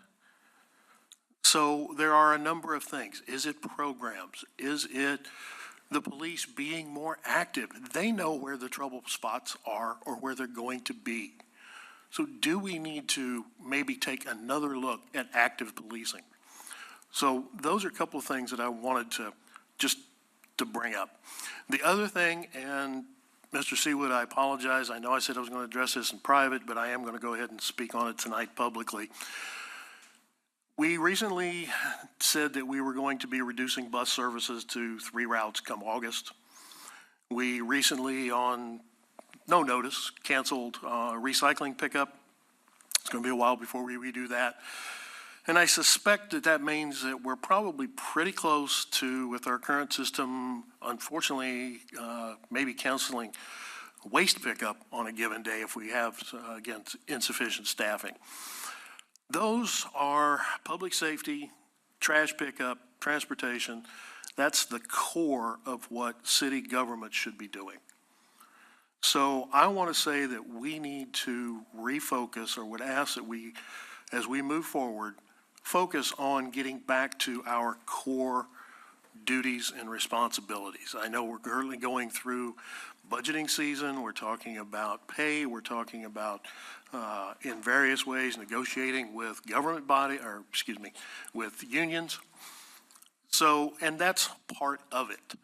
But it was also brought out tonight that when we offered an incentive for refuse workers, nobody took them up on it. So it's not all about the pay. So that's, it's the entire working environment. And part of that is support for city employees. And I, at this point and right now, fully do support our city employees with their recommendations and so on. Thank you. Dr. Peters? I don't have anything. Mr. Knuth? I just want to say, given the news that came public today with the retirement notice of Chief of Police Jeff Jones, and just say thank you to the chief for his years of service to the city. It is a thankless and hard task that he took on. I don't know that I would have done any better, and they're easy to second guess things, and hindsight's pretty easy to criticize. But I just want to say thank you to Chief Jones for his couple decades of service. I appreciate it. And I know he doesn't retire until August, but I wish him well thereafter. I just want to speak to community violence and the safety aspect. Violence is happening throughout the city. A lot of people are talking about just gun violence, but crime is crime. And it's affecting everyone. Using the analogy of Tracy from earlier of just a part of your body being hit, that's true to this city. And when I walk throughout this city, I feel like I live in several different cities depending on what side of town that I'm in. I don't want to feel like that anymore. At the end of every council meeting, probably for the last 2 months, I've talked about community violence and what we're going to do, what we're going to do, what we're going to do. There are some things that are in discussion, but we're way past time of just discussing. It's time to put something into action where we can see true results. The data is there. The action must follow the data. Juneteenth is an event that's coming up. Tracy, thank you for the information in which we already spoke about. But there's a weekend of events that will also be happening for Juneteenth, starting with Ready on Thursday and all the way to June 19th on that Monday. Please find flyers. There are several of them, and attend any of the events that are going on, from church events to parades to park events, several park events. Find something, get involved. There's a lot of Black and brown businesses that will be on display vending at Cosmo Park, and it's a chance for support local Black and brown communities. The traffic disparities, I looked at that, and man, y'all, something must be done. And I sit here a lot of times just listening to the information, and constantly it's, if you want to change something, it's a process and a procedure and a process and a procedure, which sounds like barrier after barrier and barrier after barrier. We have to figure out something to do. And when I was sitting on that side, I felt like a lot of things that I said fell on mute ears. I'm sitting on this side and I still feel that way. And I should not feel like that.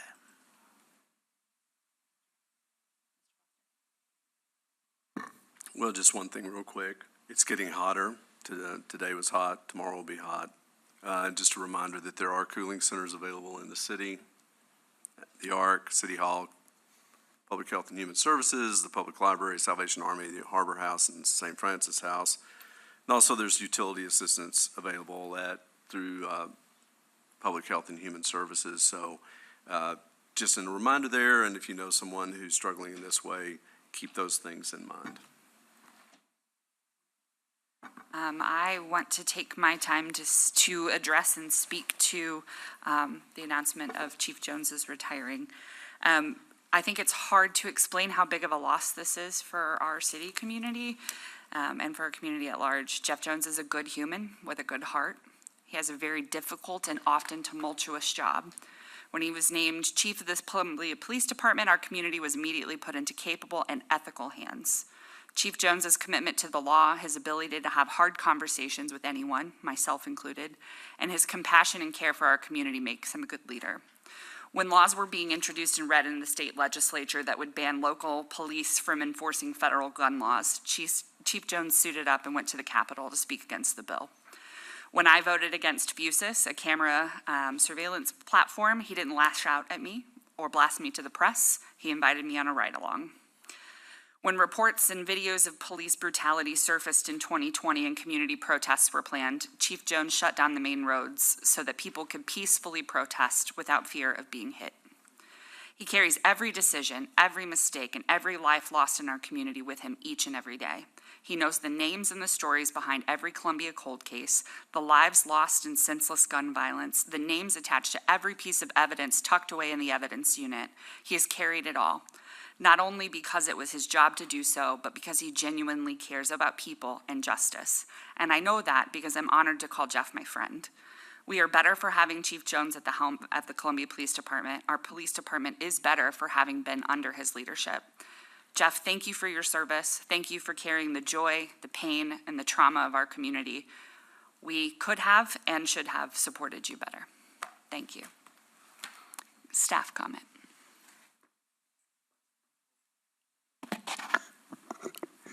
I don't have anything at the moment. Okay. With that, we'll adjourn at 9:24.